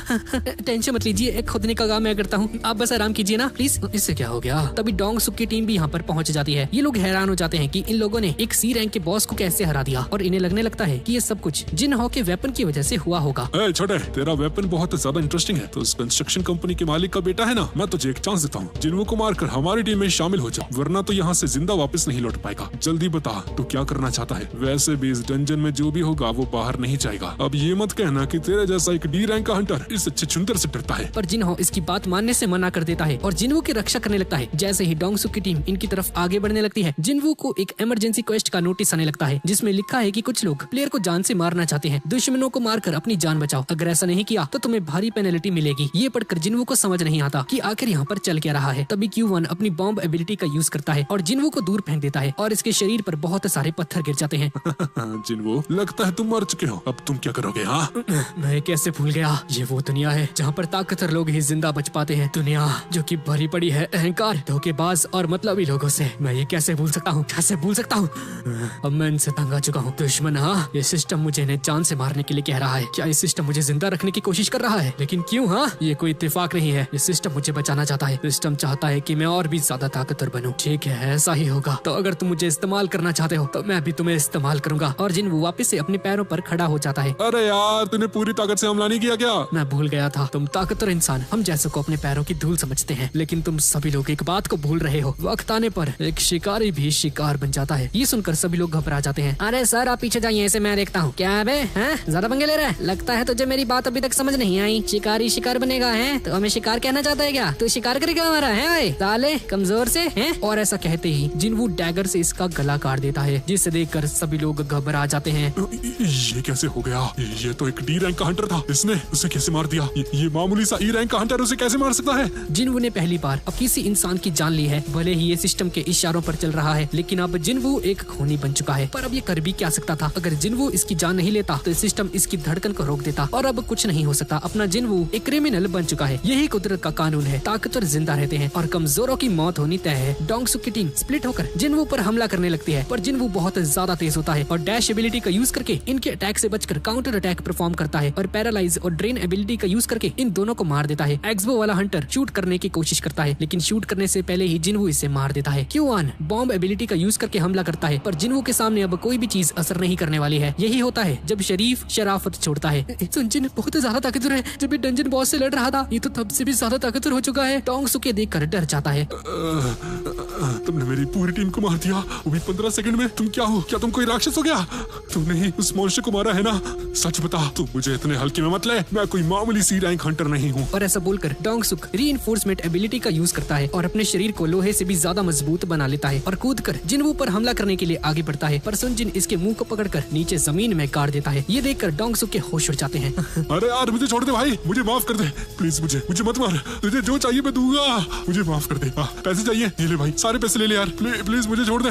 3 बार तूने मुझे 3 बार मारने की कोशिश की थी ना, और तू चाहता है कि मैं तुझे ऐसे ही छोड़ दूं? हाँ, अरे छोड़ दे यार, गलती हो गई। तूने कहा था ना, यहाँ पर जो भी चीजें होती हैं वो डंजन से बाहर नहीं जाती। साले, तू मेरे भाई को नहीं जानता। और तभी जिन्वो इसका गला काट देता है। मुझे तेरे भाई को जानना भी नहीं है। और इसी के साथ एक और क्वेस्ट भी कंप्लीट हो जाती है। ये देखकर जिन्हो को उल्टी आने लगती है। बॉस के हारने की वजह से डंजन टूटने लगता है और दोनों सही सलामत इस डंजन से बाहर निकल जाते हैं। जब इंस्पेक्शन के लिए हंटर एसोसिएशन की ऑफिसर यहाँ पर आती है, तो ये देखकर हैरान हो जाती है कि एक डी रैंक और एक सी रैंक हंटर को छोड़कर बाकी सभी लोग कैसे मर गए। पर जिन्हो के वेपन्स को देखकर इस ऑफिसर लड़की को गलत फहमी होने लगती है कि पक्का जिन्हो ने ही सभी मॉन्स्टर्स को मारा होगा। इतने ज्यादा महंगे वेपन्स होने की वजह से, और सुनजिन डरपोक बिल्ली की तरह एक कोने में जाकर छुप गया होगा और जिनवू को एक इमरजेंसी क्वेस्ट पूरा करने की वजह से एक नई स्किल मिल जाती है, द मर्डरस इंटेंट, जिसका यूज करके ये किसी भी ओपोनेंट की एबिलिटी को 50% तक गिरा सकता है। और मिशन के खत्म हो जाने के बाद अचानक से बारिश होने लगती है और जिनवू अपने मन में कहता है, शुक्र है मैंने जिन्हा को वो अम्ब्रेला दे दिया था। यहाँ पर एक होटल के अंदर हम एक आदमी को देखते हैं। कौन है ये आदमी, इसके बारे में हमें आगे पता चलने वाला है। अब इसके बाद हम जिनचुल के ऑफिस में देखते हैं जहाँ पर हंटर एसोसिएशन का एक मेंबर आकर कहता है, एक्सक्यूज मी सर, जरा इसे देखिए, ये सी रैंक डंजन की रेड के बारे में है। यहाँ पर सिर्फ एक सी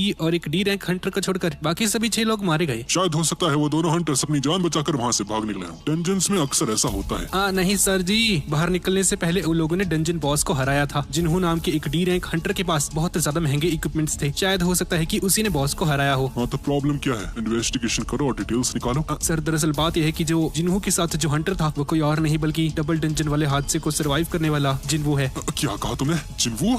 अच्छा तो ये बात है। हाँ और सर सिर्फ इतना ही नहीं, मरने वाले 6 हंटर्स में से एक का नाम डोंगसुक है। अब मैं समझा, तुम इस रिपोर्ट को मेरे पास क्यों लेकर आए हो? हाँ यहाँ पर जिनवू अपनी बहन जिन्हा के लिए फ्राइड चिकन और बियर लेकर आता है, जिसे देखकर जिन्हा हैरान हो जाती है। अरे वाह, आज कोई स्पेशल डे है क्या? स्पेशल डे का तो पता नहीं, लेकिन एक खुशखबरी है छोटी बहन, अब मैं कुछ महीनों के लिए मम्मी का हॉस्पिटल का बिल और घर का खर्चा पूरा कर सकता हूँ। खाना खाते हुए जिन्हा सुनजिन से पूछती है, भैया आपकी कल की रेड कैसी रही? आपको तो इस बार कोई चोट भी नहीं लगी ना? और मिशन के बदले इतने सारे पैसे भी मिल गए। लगता है आपकी टीम बहुत ज्यादा स्ट्रॉन्ग थी। आप सभी ने मिलकर उस मॉन्स्टर्स की बैंड बजा दी होगी, है ना? हाँ कुछ ऐसा ही समझ लो बहन। देखा जाए तो उन्हें मारने से पहले मैंने एक बार भी नहीं सोचा अगर मैं पहले वाला सुनजिन होता तो डर के मारे कांपने लगता। शायद ये सब कुछ मेरी रीअवेकनिंग की वजह से हो रहा है, पर वो मॉन्स्टर्स नहीं थे बल्कि इंसान थे। पर अब इन सब से फर्क नहीं पड़ता है, मुझे ताकतवर बनना होगा जिंदा रहने के लिए और मेरी फैमिली को प्रोटेक्ट करने के लिए। जैसे ही जिन्वू बियर पीता है, स्क्रीन में एक नोटिफिकेशन आती है कि इसके शरीर में एक जहरीला पदार्थ मिला है, जिसके बाद जिन्वू का शरीर डिटॉक्सिफाई हो जाता है। इसे समझ नहीं आता कि ये सब चल क्या रहा है। इसके बाद सारी बियर को अपने रूम में लेकर जाता है और सभी को पीने लगता है, लेकिन सिस्टम हर बार जिन्वू की बॉडी में से अल्कोहल को डिटॉक्सिफाई कर देता है, जिससे कि जिन्वू को नशा नहीं चढ़ता है। तभी स्क्रीन के ऊपर एक और नोटिफिकेशन आ जाती है, द ग्रेट स्पेलकास्टर कांडियारू ने आपको एक लंबी उम्र का आशीर्वाद दिया है। ये दरअसल जिन्वू के डबल डंजन वाले मिशन का रिवॉर्ड है, जिससे कि इसका शरीर किसी भी हार्मफुल सब्सटेंस को अपने आप ही डिटॉक्सिफाई कर देता है और इसकी रीजनरेटिव पावर को बढ़ा देता है। इसी रिवॉर्ड की वजह से जिन्वू को इसका कटा हुआ हाथ और पैर वापस मिला था। कुछ देर सोने के बाद जिन्हा इसके रूम में आकर कहती है, भैया कोई जिन्हा नाम का बंदा आपसे बात करना चाहता है। और ये क्या है, आपको इतनी बियर नहीं पीनी चाहिए भैया, पता है ना अल्कोहल शरीर के लिए अच्छी नहीं होती है। अरे टेंशन मत लो बहन, मुझे कुछ नहीं हो सकता। यहाँ पर हम एक कॉफी शॉप में देखते हैं जहाँ पर सुनजिन जिन्हो को कहता है कि मुझे लगा नहीं था कि हम वापस से मिल पाएंगे, मुझे अपने इंसेक्ट स्टोन्स देने के लिए शुक्रिया। वैसे तुमने किसी को बताया तो नहीं ना कि इस डंजन में क्या हुआ था? नहीं, मैंने किसी को नहीं बताया। वैसे भी आपने जो किया वो सेल्फ डिफेंस था सर, अगर तुम उन्हें नहीं मारते तो वो हमें जान से मार देते। वैसे मुझे आपसे काम था सर, मैं एक नई टीम बनाने के बारे में सोच रहा हूँ, क्या प्लीज आप मेरा साथ देंगे? पर जिन्वू साफ ही मना कर देता है और यहाँ से जाने लगता है। प्लीज मेरी बात तो सुनिए सर, सिर्फ 19 रेड। 19 रेड? क्या तुम एक गिल्ड मास्टर बनने के बारे में सोच रहे हो क्या? हाँ आपने सही कहा, मैं एक गिल्ड मास्टर बनना चाहता हूँ और इसके लिए मुझे 20 डंजन रेड का एक्सपीरियंस चाहिए है जिन्वू, जिसमें से एक हो चुका है। मेरे डैड की कंपनी को संभालने के लिए मैंने सारी पढ़ाई कर ली है, इसलिए रिटन टेस्ट क्लियर करने में मुझे कोई दिक्कत नहीं होने वाली है। मुझे मेरी कंपनी के लिए एक गिल्ड मास्टर बनना ही होगा। डंजन जितने ज्यादा खतरनाक होते हैं, उनके अंदर मिलने वाले रिसोर्सेज और वेपन्स उतने ही ज्यादा कीमती होते हैं। अगर जिन्हो गिल्ड मास्टर बन जाता है तो इसकी टीम को सबसे ज्यादा डंजन्स क्लियर करने का मौका मिलेगा, यानी कि उन डंजन से मिलने वाले सारे रिसोर्सेज जिन्हो की कंपनी के हो जाएंगे और इनका बिजनेस बढ़ने लगेगा। मेरे डैड चाहते हैं कि एक S rank Hunter guild master बने। वो एक गिल्ड को एक बिजनेस की तरह देखते हैं। अगर हमने दूसरे गिल्ड से किसी एस रैंक हंटर को खरीदने की कोशिश की तो वो लोग हमारे दुश्मन भी बन सकते हैं। और मेरे बड़े भैया की अभी तक अवेकनिंग नहीं हुई है, इसलिए वो गिल्ड मास्टर नहीं बन सकते हैं, यानी कि मैं ही मेरी फैमिली की आखिरी उम्मीद हूँ। जिन्वू तुम भी अपनी पावर्स को छिपाकर रेड करना चाहते हो ना, मैं तुम्हारी हेल्प कर सकता हूँ। ऊपर से अगर मैं एक ई रैंक हंटर के साथ रहकर गिल्ड मास्टर बन जाता हूँ तो मेरे डैड को भी बहुत ज्यादा खुशी होगी। मैं सिर्फ तुम पर भरोसा कर सकता हूँ। इन डॉक्यूमेंट्स को देखो एक बार, इन बिल्डिंग्स को हम अपनी टीम का हेडक्वार्टर बनाने वाले थे। मार्केट में इसकी वैल्यू 30 करोड़ है इस वक्त। ये मेरा ऑफर है तुम्हें जिन्वू, 19 सक्सेसफुल डंजन रेड्स के बदले मैं तुम्हें 30 करोड़ रुपए दूंगा। ये सुनकर जिन्वू अपने मन में सोचता है कि अगर बहुत पहले इसे ये ऑफर मिला होता तो खुशी के मारे नाचने लगता, लेकिन अब बात अलग हो चुकी है। मैं इस दुनिया का इकलौता इंसान हूँ जो कि वक्त के साथ ताकतवर बनता रहता है। अगर ऐसा ही चलता रहा तो मुझे एस रैंक हंटर बनने में कोई दिक्कत नहीं होने वाली है। उस हिसाब से तो 30 करोड़ रुपए कुछ भी नहीं है, ऊपर से दूसरों के साथ काम करने में खतरा भी है। मुझे माफ कर देना जिन्हो, पर मैं तुम्हारे साथ काम नहीं कर सकता हूँ। 1 मिनट रुको, अगर तुम मेरी मदद करते हो तो मैं तुम्हारा ये सीक्रेट किसी को नहीं बताऊंगा। लेकिन ये सुनकर जिन्हो इसे घूरने लगता है, जिसे देखकर जिन्हो के पसीने छूटने लगते हैं। यहाँ पर एस रैंक हंटर डोंगसू अपने छोटे भाई की मौत के बारे में सुनकर गुस्से से पागल हो जाता है और अपनी असिस्टेंट लॉरा से कहता है कि डंजन के डॉक्यूमेंट्स को लेकर आओ। लॉरा,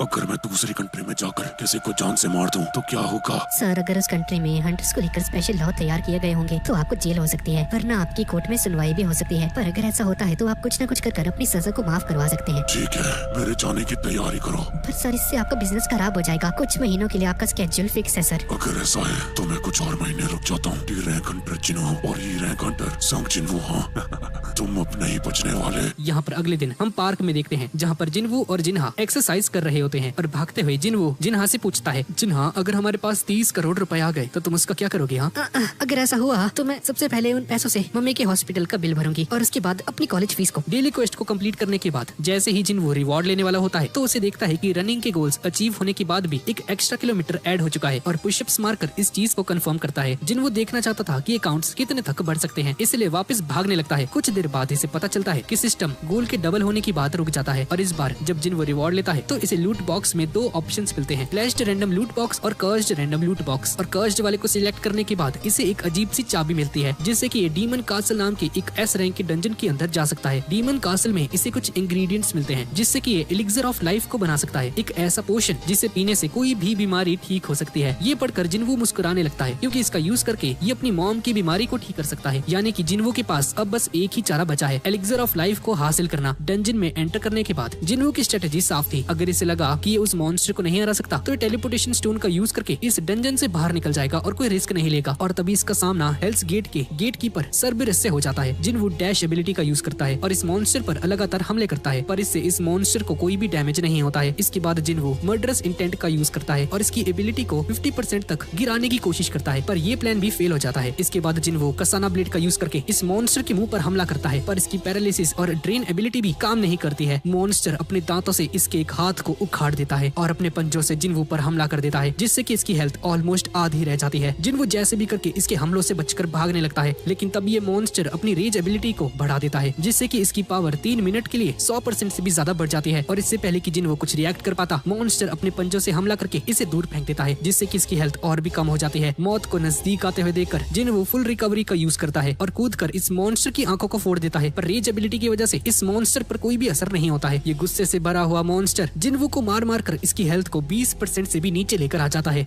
अगर मैं किसी तरह तक 30 मिनट तक सरवाइव कर गया तो शायद इसे हरा सकता हूँ। नहीं नहीं नहीं नहीं नहीं, ये नामुमकिन है। मुझे टेलीपोर्टेशन स्टोन का यूज कर लेना चाहिए। पर तभी मॉन्स्टर इस पर हमला कर देता है, जिसकी वजह से इसके हाथों से वो स्टोन गिर जाता है। शिट, मुझे क्या करना चाहिए? अगर इसने मुझे 2 बार और मारा तो मैं मारा जाऊंगा। कोई तो रास्ता होगा इसे हराने का। अरे हाँ, स्टोर, मैं इसके बारे में कैसे भूल सकता हूँ। हीलिंग पोर्शन 300 का एक है। हाँ, एक काम करता हूँ, 3 खरीद लेता हूँ। नहीं, इतने से काम नहीं चलने वाला। कज़ाका का जहर, लगता है मेरे पास कोई और चारा नहीं है, इसे भी ट्राई कर लेता हूँ। जहर पीते ही जिन्वू की स्ट्रेंथ 20% बढ़ जाती है, पर इसकी मसल पर कोई भी असर नहीं होता है, क्योंकि डबल डंजन के रिवॉर्ड की वजह से इसकी बॉडी जहर को डिटॉक्सिफाई कर देती है। बॉटल गिरने की आवाज से मॉन्स्टर को इसकी लोकेशन का पता चल जाता है और कूदकर जिन्वू पर हमला कर देता है, लेकिन कज़ाका के जहर की वजह से जिन्वू की स्किन हार्ड हो चुकी थी, इसलिए ज्यादा चोट नहीं लगती है। 3 मिनट पूरे होने की वजह से इस मॉन्स्टर की रेज एबिलिटी खत्म हो जाती है और इसकी आंखों पर जिन्वू ने जो हमला किया था उसका असर दिखने लगता है। इसका फायदा उठाता है और जिन्वू लगातार इस पर हमले करता है, पर मॉन्स्टर जिन्वू को पकड़ लेता है और दांतों से इसे चबाने लगता है, पर जिन्वू हार नहीं मानता और लगातार इसकी दोनों आंखों पर हमला करता है और फाइनली एक फिनिशिंग ब्लो देकर इसकी आंखें फोड़ देता है, जिससे कि ये मॉन्स्टर मर जाता है। स्क्रीन पर नोटिफिकेशन आती है कि आपने हेल्स गेट कीपर सर्बुरस को हरा दिया है and you have been levelled up. Items acquired, demon castle's door key, Cerberus fangs and gatekeeper's collar, जिससे कि जिन्वू की एजिलिटी और परसेप्शन दोनों 20% बढ़ जाती हैं और इसके अलावा इसे एलिक्सर ऑफ लाइफ बनाने का फॉर्मूला भी मिल जाता है, पर इस पोर्शन को बनाने के लिए इसे 3 और आइटम्स चाहिए रहेंगी, जो कि सिर्फ डीमन कैसल में ही मिल सकती हैं। अगर मैं अभी उस डीमन कासल में गया तो पक्का मारा जाऊंगा, पर मैं वापस जरूर आऊंगा और ये मेरा वादा है। सीन शिफ्ट होता है हॉस्पिटल में, जहाँ पर जिन्वू अपनी मॉम से मिलने आता है और मन में कहता है, एक ऐसा आइटम हाँ जो कि किसी भी बीमारी को ठीक कर सकता है, शायद मैं इससे अपनी माँ की बीमारी को ठीक कर सकता हूँ। एलिक्सर ऑफ लाइफ को बनाने के लिए 3 चीजें चाहिए रहेंगी, मुझे पता है वो कहाँ मिलेंगे, पर इसके बावजूद मैं कुछ नहीं कर सकता। अभी उस डंजन में जाना यानी कि अपनी मौत को अपने ही हाथों से लिख देना। मुझे और ज्यादा ताकतवर बनना होगा, मुझे अपने लेवल को और भी ज्यादा बढ़ाना होगा। यहाँ पर हम वापस से कॉफी शॉप में देखते हैं, जहाँ पर सुंगजिन जिन्वू को कहता है, ठीक है दोस्त, मैं तुम्हारे साथ 19 डंजन रेड्स में जाने के लिए तैयार हूँ। ये सुनकर जिन्वू खुशी के मारे नाचने लगता है। हाँ, लेकिन मेरी एक शर्त है, डंजन के अंदर सिर्फ हम दोनों जाएंगे। पर सी रैंक डंजन में जाने के लिए एटलीस्ट 8 लोग चाहिए यार। तो क्या हुआ, हम डोंगसुक की तरह न्यू मेंबर्स को हायर करेंगे। पर बॉस, इसमें तो खतरा है। तुम इसे ऐसे समझो, अगर सिर्फ हम दोनों अंदर जाएंगे तो बिना किसी दुर्घटना के आराम से 19 रेड्स को क्लियर कर सकते हैं। सोचो तुम्हारे पापा कितने खुश होंगे जब उन्हें पता चलेगा कि तुमने एक ऐसी टीम बनाई है जो कि बिना अपनी जान गवाए 19 डंजन रेड्स को क्लियर करने के काबिल है। तुमने सही कहा बॉस, हम ऐसा ही करने वाले हैं। एक्स्ट्रा मेंबर्स और डंजन की जिम्मेदारी आप मुझ पर छोड़ दीजिए। यहाँ पर हम स्टेडियम में देखते हैं, जहाँ पर एस रैंक हंटर चाहिन रनिंग कर रही होती है और दूर से एक आदमी चोरी छिपे इस पर नजर रखे हुए है, पर चाहिन की नजरों से बच नहीं पाता है और पकड़ा जाता है। मुझे माफ कर दीजिए, आपको परेशान करने के लिए मैं माफी चाहता हूँ। मेरा नाम है यून बिहोमकिल। भाई क्या ये कितने अजीब से नाम होते हैं इनके। और मैं यूजिन कंस्ट्रक्शन के पर्सनल डिपार्टमेंट का मैनेजर हूँ। मुझे आपसे कुछ जरूरी बात करनी थी। यहाँ पर जिन्हो के पापा उसे कहते हैं, आज से 10 साल पहले दुनिया में डंजन्स खुलना शुरू हुए थे बच्चे, और उस दिन के बाद से चीजें बहुत ज्यादा बदल रही हैं। इंफ्रास्ट्रक्चर, इकोनॉमी, मीडिया, यहाँ तक कि पॉलिटिक्स भी बदल रही है। यूजिन कंस्ट्रक्शन को चलाने के लिए अब हमें माना क्रिस्टल्स की जरूरत पड़ेगी बच्चे, क्योंकि सिर्फ हंटर्स ही ला सकते हैं। और इन्हें संभालता कौन है? हंटर एसोसिएशन, जो कि एक पब्लिक इंस्टीट्यूशन है। हंटर एसोसिएशन ही इन हंटर्स को चूज करती है, रैंक देती है, उन्हें रजिस्टर करती है और डंजन्स में रेड करने के लिए भेज देती है। पर डंजन के अंदर के रिसोर्सेज को कलेक्ट करने का काम गिल्ड करती है, एक ऐसा बिजनेस ग्रुप जो कि डंजन रिसोर्सेज को बेचकर बहुत अमीर बन चुकी है। इनमें से hunters guild, white tiger guild, reaper guild और नाइट्स गिल्ड दुनिया के 5 सबसे ज्यादा अच्छे गिल्ड्स हैं। और मैं सिर्फ हाथ पर हाथ रख के बैठ नहीं सकता। हमने इस देश के लिए बहुत कुछ किया है। डंजन के रिसोर्सेज को संभालने की जिम्मेदारी हमारी ही होनी चाहिए, इसलिए मैं भी एक गिल्ड तैयार करना चाहता हूँ। अगर पापा की कही हुई बात सच भी है, तब भी मेरे भाई की बिजनेस पार्टनर के लिए एक एस रैंक हंटर को चूज करना खतरे से खाली नहीं होगा। पर अगर मैं गिल्ड मास्टर बन जाता हूँ तो सारी प्रॉब्लम सॉल्व हो जाएगी। मुझे ये करना ही होगा। यहाँ पर पार्क में हम जिन्वू को देखते हैं, जो कि अपनी डेली क्वेस्ट को कंप्लीट करता है, लेकिन पिछली बार की तरह इसकी एक्स्ट्रा एक्सरसाइज सिस्टम में काउंट नहीं की जाती है। यानी कि सीक्रेट क्वेस्ट में मिलने वाला कर्स्ड रैंडम लूट बॉक्स इसके हाथ से अब जा चुका है। इसके बाद जिन्वू रैंडम लूट क्वेस्ट को ओपन करता है, इस उम्मीद में कि इसे डीमन कासल की जैसी कोई कीमती चीज मिलने वाली है, पर इसे मिलता है बिंगो वाला गेम, जिसे देखकर बहुत ज्यादा निराश हो जाता है। घर जाते हुए सुनजिन अपने मन में कहता है, मैं अब लेवल 26 पर पहुंच चुका हूँ। डेली क्वेस्ट के इन छोटे मोटे रिवॉर्ड से अब काम नहीं चलने वाला। ताकतवर बनने के लिए मुझे सी रैंक के डंजन्स में जाना ही होगा, पर जिन्हो की मदद के बिना मैं ऐसा नहीं कर सकता। अरे हाँ, पेनाल्टी जोन, अगर मैं उस सेंटीपीड से लड़ जाता हूँ तो? अरे नहीं यार, अब उससे बचना तो आसान है, पर शायद उसे हराना नामुमकिन है, और उसे हराने के बाद भी कोई गारंटी नहीं है कि मुझे कुछ अवार्ड वगैरह मिलेगा। और मैं करूँ तो क्या करूँ यार। तभी सुनजिन को एक डी रैंक डंजन में पार्टिसिपेट करने का एक नोटिस मिलता है, जो कि हंटर एसोसिएशन के द्वारा दिया गया था। हंटर एसोसिएशन एक अर्जेंट टीम तैयार कर रही है। अच्छा, इसका मतलब है कि अब मैं अकेले नहीं लड़ पाऊंगा। मना कर दो क्या? एक काम करता हूँ, चला ही जाता हूँ। वैसे भी कुछ नहीं से तो ये बेहतर ही है। यहाँ पर हम किंडोज स्पोर्ट्स एकेडमी में देखते हैं, जहाँ पर मिस्टर सॉन्ग ट्रेनिंग के बाद अपने एक स्टूडेंट से बात करते हैं, और वो स्टूडेंट सॉन्ग से कहता है, मास्टर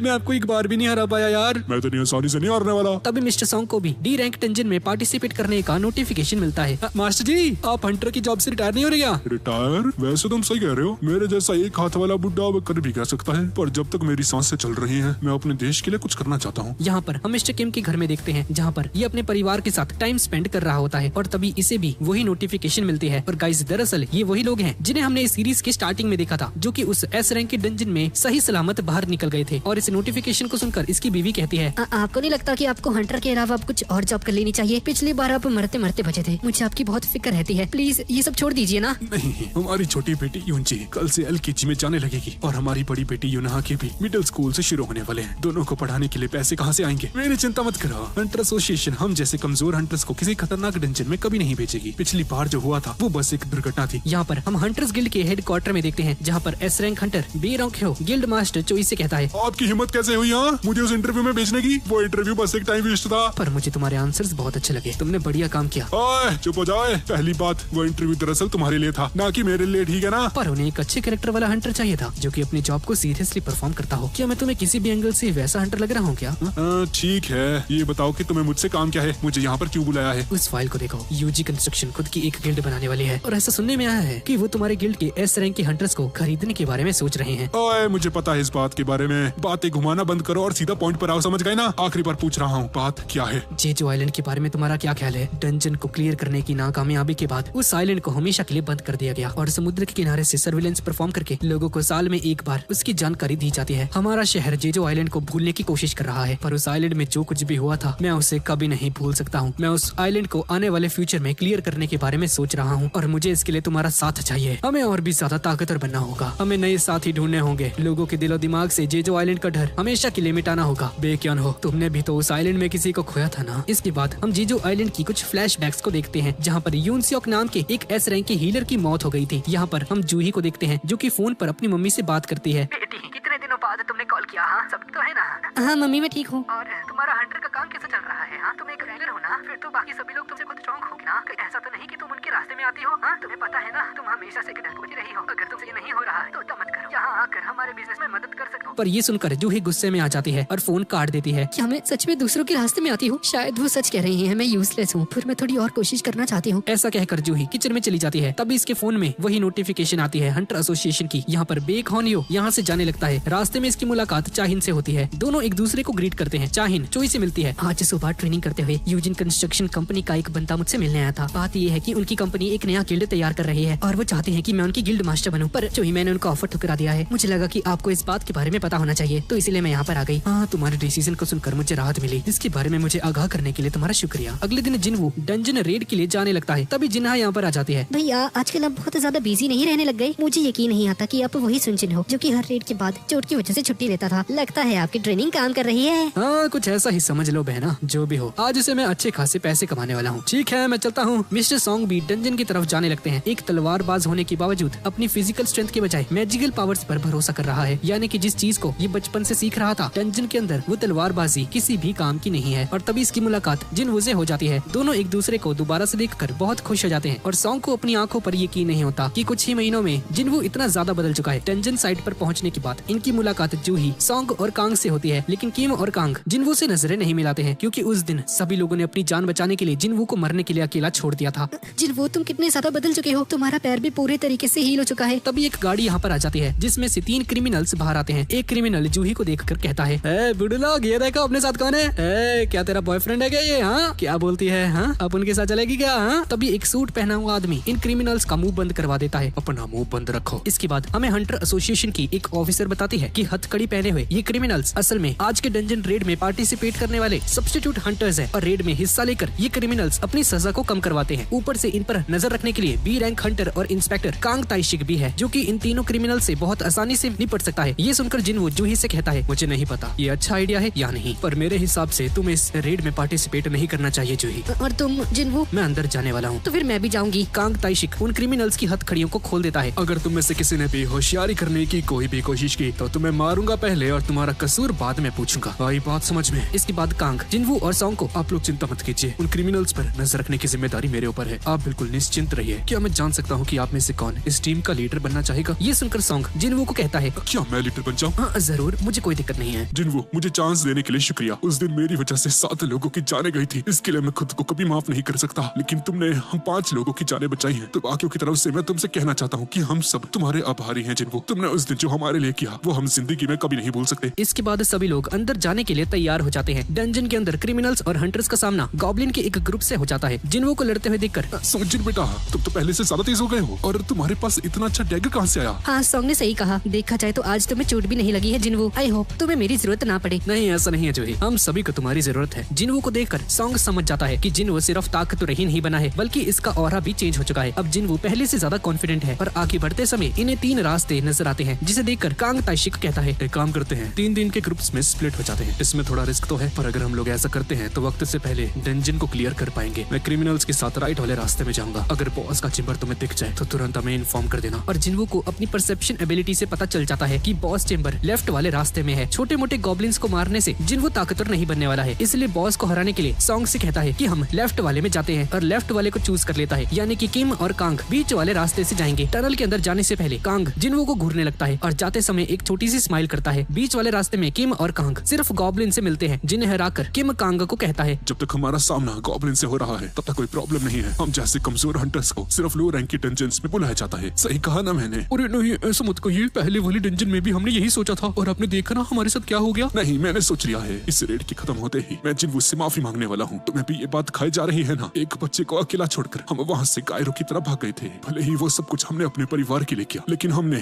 जिनवू को धोखा दिया था। अगर हमें हंटर्स बने रहना है तो हमें इससे फेस करना ही होगा। पर क्या आपको लगता है कि जिनवू हमें माफ कर देगा? हमारे पास और कोई रास्ता नहीं। उसका फैसला चाहे जो भी हो, मैं फिर भी उससे माफी मांगने वाला हूँ। इधर क्रिमिनल्स उन सभी गॉब्लिन्स को खिलौने की तरह तोड़ देते हैं। ये देखकर कांग कहता है कि अगर ये गॉब्लिन्स इंसान होते तो क्या तुम इन्हें ऐसे ही मारते क्या?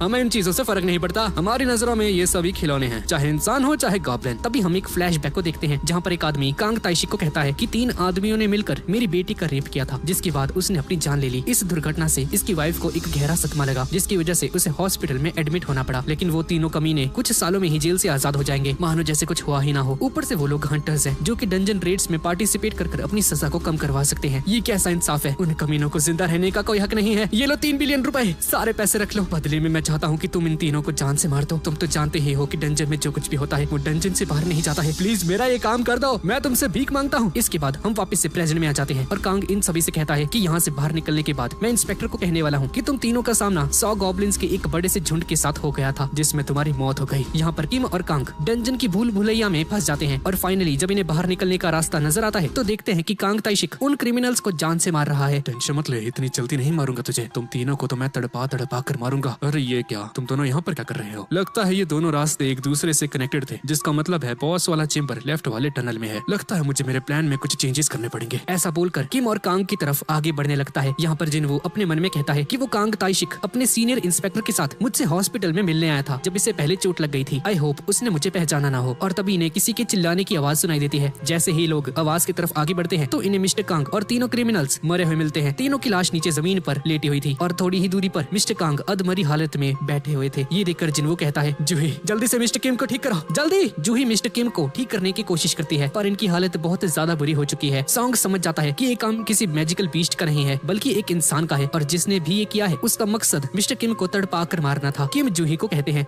इन सब का कोई फायदा नहीं है, मुझे पता है मैं मरने वाला हूँ। ये आप क्या कह रहे हैं? आपको जिंदा रहना होगा, वापिस से मरने की बात मत करना आप। अगर आप नहीं होंगे तो मैं ब्लेम किसको करूंगा? मुझे माफ कर देना जिनवो, मुझे नहीं पता था कि मेरे साथ ऐसा कुछ हो जाएगा। मैं तुमसे माफी मांगना चाहता था। मैंने जो कुछ भी किया उसके लिए दिल से सॉरी। इसी के साथ मिस्टर किम भी अपना दम तोड़ देते हैं। दूर से कांग इन सभी पर नजर रख रहा था और मौका मिलते ही इन पर भी हमला करने की कोशिश करता है पर जिनवू इसे रोक लेता है। कहना पड़ेगा तेरे रिफ्लेक्सेस बहुत ज्यादा ही तेज हैं। मैं चाहता था कि तुम्हारी हीलर को पहले उड़ा दूं, पर तूने तो इसकी किस्मत ही बदल दी। जिनवू, ओए कांग ताइशिक, तू तो हंटर एसोसिएशन का ऑफिसर है ना, तो फिर तूने ये सब कुछ क्यों किया? हाँ मुझे एक नई थ्योरी मिल गई। पहले तो मैं कहने वाला था कि 100 गॉब्लिन से इन तीनों क्रिमिनल्स को मारा है, लेकिन अब मैं कहूंगा कि इन तीनों क्रिमिनल्स का भागने का प्लान था, इसलिए इन तीनों ने तुम सभी को मार डाला। और जब मैं डंजन बॉस के साथ लड़ रहा था तब ये तीनों मुझ पर पीछे से हमला करने में फेल हो गए, जिसके बाद मैंने सेल्फ डिफेंस में इन सभी को मार डाला। क्या कहते हो, है ना एकदम परफेक्ट? जिनवू इसके साथ लड़ने के लिए आगे बढ़ता है पर सॉन्ग इसे रोक लेते हैं। नहीं रहने दो, तुम इसे नहीं हरा पाओगे। एक काम करता हूँ, मैं जाता हूँ। सॉन्ग जूही के मैजिकल स्पेल से अपनी फिजिकल स्ट्रेंथ को बढ़ा लेते हैं। कांग ताइशिक एक असैसिन टाइप का हंटर है जिनका डिफेंस बहुत वीक होता है और मिस्टर सॉन्ग इसी चीज का फायदा उठाना चाहते थे। अरे बुड्ढे, तेरे पास मैजिकल पावर्स है ना कि फिजिकल स्ट्रेंथ। तलवार पकड़कर तो मेरा क्या ही बिगाड़ पाएगा? हाँ, कांग ताइशिक इन पर हमला कर देता है पर सॉन्ग इनके हमले को रोक देते हैं और काउंटर अटैक परफॉर्म करके इसे मारने की कोशिश करते हैं। सॉन्ग हमला करने में तेज तो है पर इतने ज्यादा नहीं। जूही सॉन्ग की चोट को हील कर देती है। ये बेवकूफ हीलर मेरे रास्ते में आ रही है, पहले इसे ही मारता हूँ। पर सॉन्ग पीछे से इस पर हमला करने की कोशिश करते हैं। अपने दुश्मनों को कभी भी पीठ नहीं दिखानी चाहिए। तो मुझे बहुत हल्के में ले रहा है। मैंने बहुत सारे एस रैंक के हंटर्स को ट्रेन किया है। तलवारबाजी में तो मुझे कभी नहीं हरा सकता। हाँ, तू शायद सही कह रहा है, पर फिजिकल पावर्स की एक लिमिट होती है, तो एक असैसिन जितना तेज नहीं हो सकता है। सॉन्ग बुरी तरह से घायल हो जाते हैं और जूही दोबारा से इन्हें हील करने की कोशिश करती है पर इसकी सारी पावर्स खत्म हो चुकी हैं। अब तो तेरी हीलर भी किसी काम की नहीं।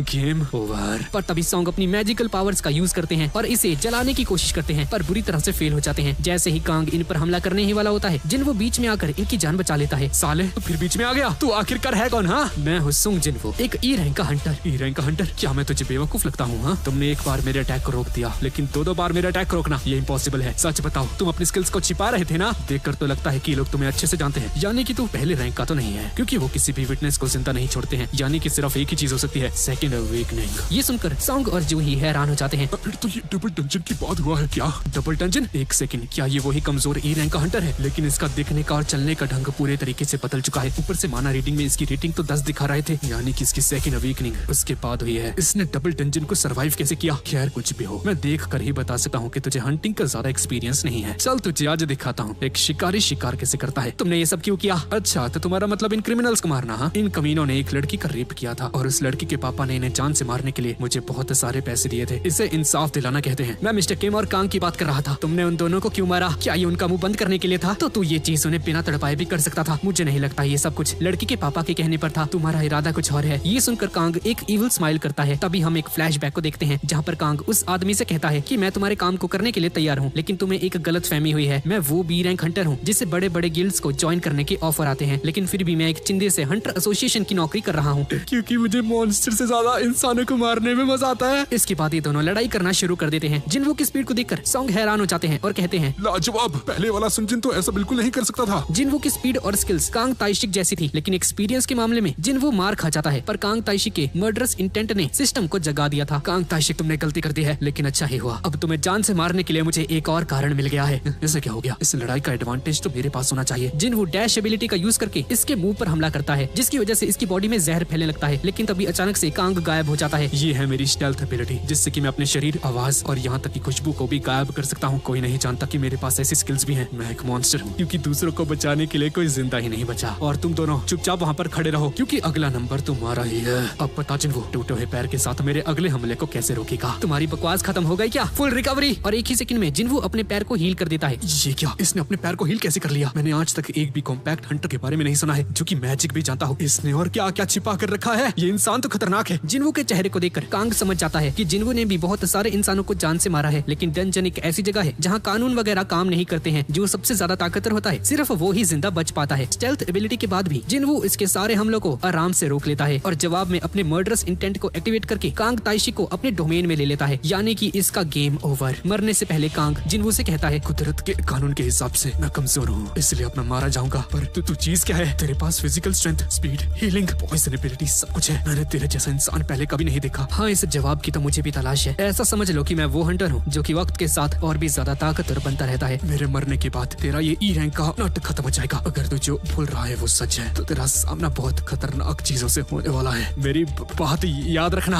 अगर तुम किसी शैतान को घुरोगे तो वो भी तुम्हें वापस जरूर घुरेगा। और इसी के साथ जिनवू का अर्जेंट क्वेस्ट कंप्लीट हो जाता है, जिसके बाद इसे मिलते हैं 5 एबिलिटी के पॉइंट्स और एक स्टेल्थ स्टोन भी मिलता है। कांग ताइशी को हराने के बाद सॉन्ग जिनवू से कहता है कि हमारी जान बचाने के लिए तुम्हारा शुक्रिया जिनवू। हाँ, कोई बात नहीं, अब प्लीज आप दोनों डंजन से बाहर चले जाइए, बाकी सब कुछ मैं संभाल लूंगा। डंजन रेड कंप्लीट होने के बाद जिनचुल को कांग ताइशी की असलियत के बारे में पता चल जाता है और डंजन सर्वाइवर्स से मिलने आता है, जहाँ इसकी मुलाकात जिनवू से होती है। एक सेकंड, क्या तुम वही ई रैंक के हंटर जिनवू हो? मुझे यकीन नहीं होता कि तुम कुछ ही महीनों में इतने ज्यादा बदल चुके हो। खैर ये सब छोड़ो, सीधा पॉइंट पर आते हैं। तुम में से कौन है जिसने कांग को हराया? ये सुनकर जिनवू को लगने लगता है कि अब इसके पास सच्चाई बताने के अलावा और कोई भी रास्ता नहीं बचा है। पर तभी सॉन्ग कहते हैं, मैं ही हूँ जिसने उसे चांद से मारा। पर आप तो एक सी रैंक के हंटर हैं सर, आपने एक बी रैंक के हंटर को कैसे हराया? हाँ, दरअसल जूही ने मेरी इसमें मदद की थी। ये एक हीलर है। ये सुनकर जिनचुल अपने मन में कहता है, कांग ताइशिक बी रैंक हंटर्स में भी सबसे ज्यादा ताकतवर था। एक सी रैंक हंटर का उसे हराना सवाल ही नहीं उठता है। ये लोग मुझसे कुछ छिपा रहे हैं। ठीक है, मैं आपकी बात समझ गया, शुक्रिया। मुझे इस घटना पर एक रिपोर्ट लिखनी है, तो आपको मेरे साथ चलना होगा। जिनवू अपनी परसेप्शन एबिलिटी से समझ जाता है कि जिनचुल एक ए रैंक का हंटर है और अभी इससे पंगे लेना यानी कि मौत को गले लगाना। जाने से पहले सॉन्ग जिनवू से कहते हैं, मुझे यकीन है कि तुम्हारे पास कोई अच्छा कारण होगा अपनी इस ताकत को छिपाने का जिनवू। तुम्हें बताने की जरूरत नहीं है, हमारी जान बचाने के बदले ये छोटी सी एक हेल्प है। 3 घंटे बाद जिस आदमी ने कांग ताइशी को पैसे दिए थे, अपने आप को पुलिस के हवाले कर देता है, जिससे कि ये बात साबित हो जाती है कि इन्होंने जो कुछ भी किया वो सेल्फ डिफेंस था। अब डंजन मिशन को खत्म करने के बाद जिन्हा और जिनवू घर जाने लगते हैं। तुम तो पूरे तरीके से बदल चुके हो जिनवू, और मुझे देखो, मैं आज भी वही डरपोक लड़की हूँ जो कि पहले थी। लगता है मैं हंटर बनने के लायक नहीं हूँ। मैंने कितनी ही बार अपने इस डर को मिटाने की कोशिश की, पर हर बार नाकामयाब हो गई। मुझे ए, बी या फिर एटलीस्ट सी रैंक के डंजन में पार्टिसिपेट करना चाहिए था, लेकिन मैंने जानबूझकर डी और ई रैंक के डंजन्स को चूज किया, जहाँ मेरी मुलाकात तुमसे हुई। और हर बार मैं ही तुम्हारी चोट को हील करती थी। शुरुआत में मुझे बहुत गुस्सा भी आता था जब तुम्हें बार बार चोट लग जाया करती थी, लेकिन तुमने कभी हार नहीं मानी। जीने की चाहत और जुनून ने ही तुम्हें आज इतना ज्यादा स्ट्रॉन्ग बना दिया है। ये लो जिनवू, तुम इसे वापस रख सकते हो। मैं हंटर की जॉब से रिटायरमेंट ले रही हूँ। मैंने डिसाइड कर लिया है कि मैं वापस से अपने मम्मी पापा के साथ रहना चाहती हूँ। होपफुली हम लोग दोबारा से जरूर मिलेंगे। ठीक है जूही, जब ये दोबारा होगा तो हम लोग साथ में कहीं पर दोबारा से घूमने चलेंगे। इसके बाद जिन्हा यहाँ से चली जाती है और जिन्हू हंटर एसोसिएशन के चेयरमैन की बातों को याद करने लगता है। डंजन मिशन के ओवर होने के बाद जिनचुल सुनजिन को कहता है, मुझे यकीन नहीं होता कि तुम जैसा एक ई रैंक का हंटर कांग ताइशिक को हरा सकता है। तुम्हें एक एडवाइस देता हूँ बच्चे, अगर जिंदा रहना चाहते हो तो थोड़ा संभल कर रहो। डोंगसू की मौत वाले इंसिडेंट के बाद उसके छोटे भाई की नजर जिनहो और तुम पर है, क्योंकि उसे डंजन से सिर्फ तुम दोनों ही जिंदा बचकर आए थे। डोंगसू यानी कि वो छोटा भाई एक एस रैंक का हंटर है। वो अपने भाई की मौत का बदला लेने जरूर आएगा, और हमारे देश का कानून इतना ताकतवर नहीं है कि एक एस रैंक के हंटर से निपट सके। इसका मतलब है कि एक ऐसा मॉन्स्टर जिससे डीमंस भी डरा करते हैं अब तुम्हारे खून का प्यासा हो चुका है। अगर हो सके तो अपने परिवार को लेकर इस शहर से दूर चले जाओ। मेरे पास और कोई चॉइस नहीं है। अगर मुझे जिंदा रहना है तो लगता है मुझे ताकतवर बनना ही होगा। अब इसके बाद हम सी रैंक के एक डंजन को देखते हैं, जहाँ जिनहो सुनजिन को उसकी नई टीम से मिलवाता है। अरे यार, ये कैसी टीम है? इसमें तो लंगड़े और प्याकड़ भरे पड़े हैं। चिंता मत करो बॉस, मैंने उन लोगों को सिलेक्ट किया है जो कि हंटर्स बनने के लिए क्वालिफाइड तो हैं, पर किसी कारण की वजह से काम नहीं कर सकते, या फिर वो लोग जो कि बहुत ज्यादा कमजोर हैं। वैसे भी हमें तो सिर्फ 8 लोग ही चाहिए ना सी रैंक के डंजन की रिक्वायरमेंट्स को पूरा करने के लिए। ये सब तो ठीक है, पर हमारी टीम में एक बच्ची क्या कर रही है? दरअसल ये बच्ची जिन्हा की बेस्ट फ्रेंड सोनी है, जो कि जिन्हो की बात सुनकर इसे कहती है, हे, मैं कोई बच्ची नहीं हूँ, बल्कि एक क्वालिफाइड ई रैंक की हंटर हूँ, समझ गए ना? पर तुम एक स्टूडेंट हो ना, तुम्हें डंजन में जाने का कोई एक्सपीरियंस भी है क्या? खैर छोड़ो, इन सबसे कुछ भी फर्क नहीं पड़ता है। जिन्हो और मैं अकेले ही डंजन्स के अंदर जाएंगे और तुम सभी लोग बाहर रहकर हमारे आने का इंतजार करोगे। ये सुनकर एक हंटर कहता है, क्या ये बात सच है कि बाहर इंतजार करने के लिए आप हमें 3 मिलियन देने वाले हैं? हाँ ये सच है, हर दिन तुम्हें रेड के 3 मिलियन मिलेंगे और तुम्हारा काम सिर्फ बाहर रुककर हमारा इंतजार करना है। तुम्हें ऐसी डील और कहीं नहीं मिलेगी, बस आराम करो और 3 मिलियन घर को लेकर जाओ। और हाँ, कॉन्ट्रैक्ट के हिसाब से अगर तुमने इस डील के बारे में किसी को भी बताया तो तुम्हें 30 मिलियन रुपए की पेनाल्टी भरनी पड़ेगी। समझ गई ना? यहाँ पर सुनजिन ने कांग ताइशिक को मारकर एक स्टेल्थ स्टोन को हासिल कर लिया है, जिसे तोड़कर ये एक नई स्किल को एक्वायर कर लेता है। और जिनहो भी अपने एक भारी से आर्मर को पहनकर डंजन रेड के लिए तैयार हो जाता है, पर ये सूट इतना ज्यादा भारी है कि जिनहो इसे एक ही उंगली से धक्का देकर गिरा देता है और बेचारा जिनहो उठ भी नहीं पाता है। कुछ समय बाद ये लोग फाइनली डंजन के अंदर चले जाते हैं और ये सब देखकर ये पियक्कड़ हंटर कहता है, एक डी रैंक और एक सी रैंक का हंटर अकेले ही इस डंजन में चले गए। हाँ, लगता है ये दोनों पागल हो चुके हैं। एक टीम को सी रैंक का डंजन क्लियर करने में एटलीस्ट 2 घंटे लगते हैं, पर जिनहो और सुनजिन आधे घंटे में ही वापस आ जाते हैं। ये देखकर ये पियक्कड़ हंटर कहता है, लगता है दोनों भाग कर आ गए। चलो शुक्र है ये लोग सही सलामत तो हैं। लेकिन तभी हम देखते हैं कि डंजन का गेट बंद होने लगता है, यानी कि इन दोनों ने उस डंजन के बॉस को अकेले ही हरा दिया है। ये देखकर हंटर्स के होश उड़ जाते हैं और जिनहो इन्हें कहता है, तो सभी लोग चलने के लिए तैयार हो जाइए, हम अगले डंजन में जा रहे हैं। आज हमें 3 डंजन को क्लियर करना है। और इसी के साथ सुनजिन और जिनहो अगले डंजन को क्लियर करने लगते हैं। एक तरफ जिनहो माना क्रिस्टल्स को हासिल करने का काम करता है, तो दूसरी तरफ जिनहो मॉन्स्टर्स को मारकर अपने लेवल को बढ़ाने का। गॉब्लिन्स के बॉस को मारने के बाद सॉन्गजिन एक स्नेक को मारता है और फिर स्कॉर्पियंस को। और दिन के आखिरी रैंक के सी रैंक डंजन में जिनहो अपनी स्टेल्थ एबिलिटी का भी यूज करता है, जिससे कि वो अपने आप को कुछ समय के लिए गायब कर सकता है। जिनहो की नई एबिलिटी को देखकर जिनहो अपने मन में कहता है, इनके पास ये स्किल का भाई लगता है बॉस पहले से भी ज्यादा ताकतवर हो चुके हैं। और इतने सारे मॉन्स्टर्स को मारने की वजह से जिनहो की डैश एबिलिटी भी लेवल 2 पर पहुंच जाती है। सिर्फ इतना ही नहीं, जिनहो को मिलती हैं 2 नई स्किल्स, एडवांस्ड डैगर विल्डिंग और फेटल स्ट्राइक्स। पर इन्हें लगातार इस्तेमाल करने के लिए जिनहो के पास इतनी मैजिकल पावर्स नहीं है, यानी कि अब इसे अपनी इंटेलेक्ट एबिलिटी को बढ़ाने पर ध्यान देना होगा। इतनी सारी स्किल्स को हासिल करने के बाद जिनहो मन में कहता है, क्या मुझे अब डीमन कासल में जाना चाहिए क्या? नहीं नहीं नहीं नहीं नहीं, मुझे लगता है कि अभी मैं ए और बी रैंक के बीच में हूँ। मुझे नहीं लगता कि मैं उस डंजन को अभी इस वक्त क्लियर कर पाऊंगा। लेकिन तभी जिनहो को एक नया नोटिफिकेशन मिलता है, प्लेयर रिक्वायर्ड लेवल पर पहुंच चुका है, आप एक जॉब चेंज क्वेस्ट को ऑर्डर कर सकते हैं। पर हमारी तरह जिनहो को भी कुछ समझ नहीं आता। इसके बाद हम व्हाइट गिल्ड के हेडक्वार्टर्स में देखते हैं, जहाँ पर एक एम्प्लॉय गिल्ड मैनेजर आंग को सी रैंक डंजन्स के पेपर दिखाकर कहता है, सर जी, एक टीम सी रैंक डंजन के राइट्स को 150 मिलियंस में खरीद रही है। टीम का लीडर यूजिन कंस्ट्रक्शन कंपनी के मालिक का बेटा है, जिसका नाम है जिनहो। ये देखकर आंग कहता है, अगर ऐसे ही चलता रहा तो यूजिन कंस्ट्रक्शन कंगाल हो जाएगी। ये अमीरों के तो अजीब ही शौक रहते हैं। एक सेकंड, सुंग जिनवू, ये तो एक ई रैंक का हंटर है। मैंने ये नाम पहले कहीं सुना हुआ है। अरे हाँ, ये तो वही डबल डंजन को सर्वाइव करने वाला ई रैंक का हंटर है ना। इस लड़के की पक्का रीअवेकनिंग हुई है। जिनवू अभी तक 2 खतरनाक हादसों को सर्वाइव कर चुका है, डबल डंजन, डोंगसुक वाला इंसिडेंट और तीसरा कांग ताइशिक का मर्डर केस। तीनों मामलों में बहुत सारे लोगों की जान गई थी, पर जिनवू हर बार अकेले लौटकर वापस आया। यही सही मौका है उसे अपनी टीम में शामिल करने का। पर जब ये दोनों डंजन साइट में पहुंचते हैं तो पियक्कड़ और लंगड़ों को देखकर इन्हें समझ नहीं आता, ये लोग मिशन करने आए हैं या फिर कोई पिकनिक मनाने। इन दोनों को देखकर सोनिक इन्हें कहती है, आप दोनों यहाँ पर क्या कर रहे हैं? आपको पता है ना कि हंटर्स के अलावा यहाँ पर कोई नहीं आ सकता है।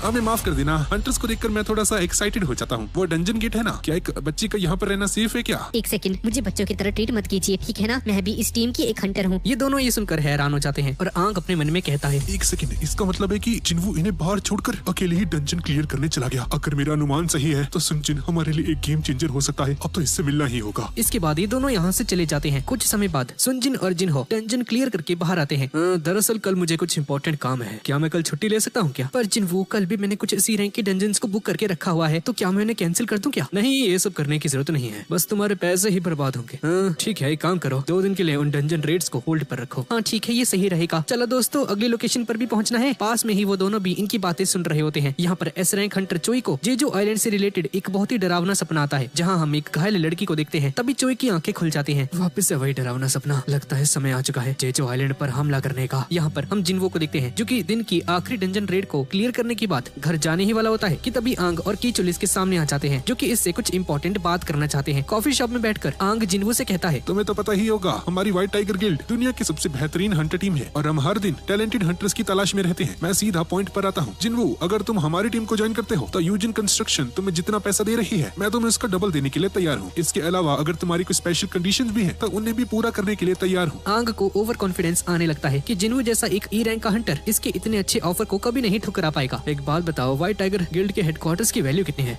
यही कुछ 5000 करोड़ होगा। क्यों, क्या हुआ? तो क्या यही तुम्हारा ऑफर है? एक सेकंड, मैं कुछ समझा नहीं। यूजिन कंस्ट्रक्शन मुझे 3000 करोड़ की बिल्डिंग ऑफर कर रही है। ये सुनकर आंग शॉक्ड रह जाता है। हाँ, तो तुम कह रहे थे कि तुम मुझे उसका डबल देने के लिए तैयार हो, तो मुझे लगा कि 5000 करोड़ तुम्हारा ऑफर होगा। मेरे पास कॉन्ट्रैक्ट के डॉक्यूमेंट्स भी मौजूद हैं, चाहे तो कंफर्म कर सकते हो। मुझे माफ करना, पर इतना बड़ा ऑफर देने से पहले मुझे अपने सुपीरियर से बात करनी होगी। हाँ, फिर कुछ नहीं हो सकता। ठीक है, मैं चलता हूँ। अरे यार, मुझे पहले वाले ऑफर के बारे में पता होना चाहिए था। वैसे मुझे एक बात बताओ, तुम्हें मेरे बारे में कैसे पता चला? तुमने मेरी जासूसी तो नहीं की ना? पर जैसे ही आंग इसकी तरफ मुड़ता है, जिन्वो अचानक से ही यहाँ से गायब हो जाता है और तभी आंग के चेहरे के ऊपर एक छोटी सी खरोंच आ जाती है। ये देखकर आंग समझ जाता है कि जिन्वो के पास भी कांग ताइशिक जैसी स्टेल्थ एबिलिटीज हैं। मुझे माफ करना कि मैं तुम्हें बिना बताए ही मिलने के लिए आ गया। डंजन मार्केट के फुल होने की वजह से हम अपने न्यू हंटर्स को ट्रेन नहीं कर पा रहे और गिल्ड की पॉलिसी के अनुसार बिना ट्रेनिंग के हम उन्हें डंजन रेट्स में नहीं भेज सकते हैं। मैं तो बस इन्वेस्टिगेशन कर रहा था कि कौन है जो इतने सारे डंजन्स खरीद रहा है। उसके बाद मुझे तुम्हारे बारे में पता चला। मेरे बारे में और कौन कौन जानता है? सिर्फ मैं और मेरा सबऑर्डिनेट किंचुल। देखो, मैं नहीं चाहता कि लोगों को मेरे बारे में पता लगे। अगर ऐसा हुआ तो मेरा सबसे पहला शक तुम दोनों पर ही आएगा। वैसे तो मैं इसके बारे में अपने सुपीरियर्स को इसकी ऑफिशियल रिपोर्ट देने वाला था, पर मुझे मरने का कोई शौक नहीं है, इसलिए मैं और किंचुल अपना मुंह बंद रखेंगे और तुम्हारे बारे में किसी को नहीं बताएंगे। क्यों, ठीक है ना? मेरी बात मानने के लिए तुम्हारा शुक्रिया। लगता है सी रैंक के डंजन्स को बुक करने से काफी दिक्कत हो रही है, लेकिन मुझे माफ कर देना। हमें कुछ और दिनों के लिए ये सब कुछ करना होगा, लेकिन मैं एक डील करने के लिए तैयार हूँ। मैं तुम्हें 3 सी रैंक के डंजन्स देने के लिए तैयार हूँ। अगर तुमने इस ऑफर को ठुकराया तो अपनी टीम के लिए सी रैंक के डंजन्स को खो बैठोगे।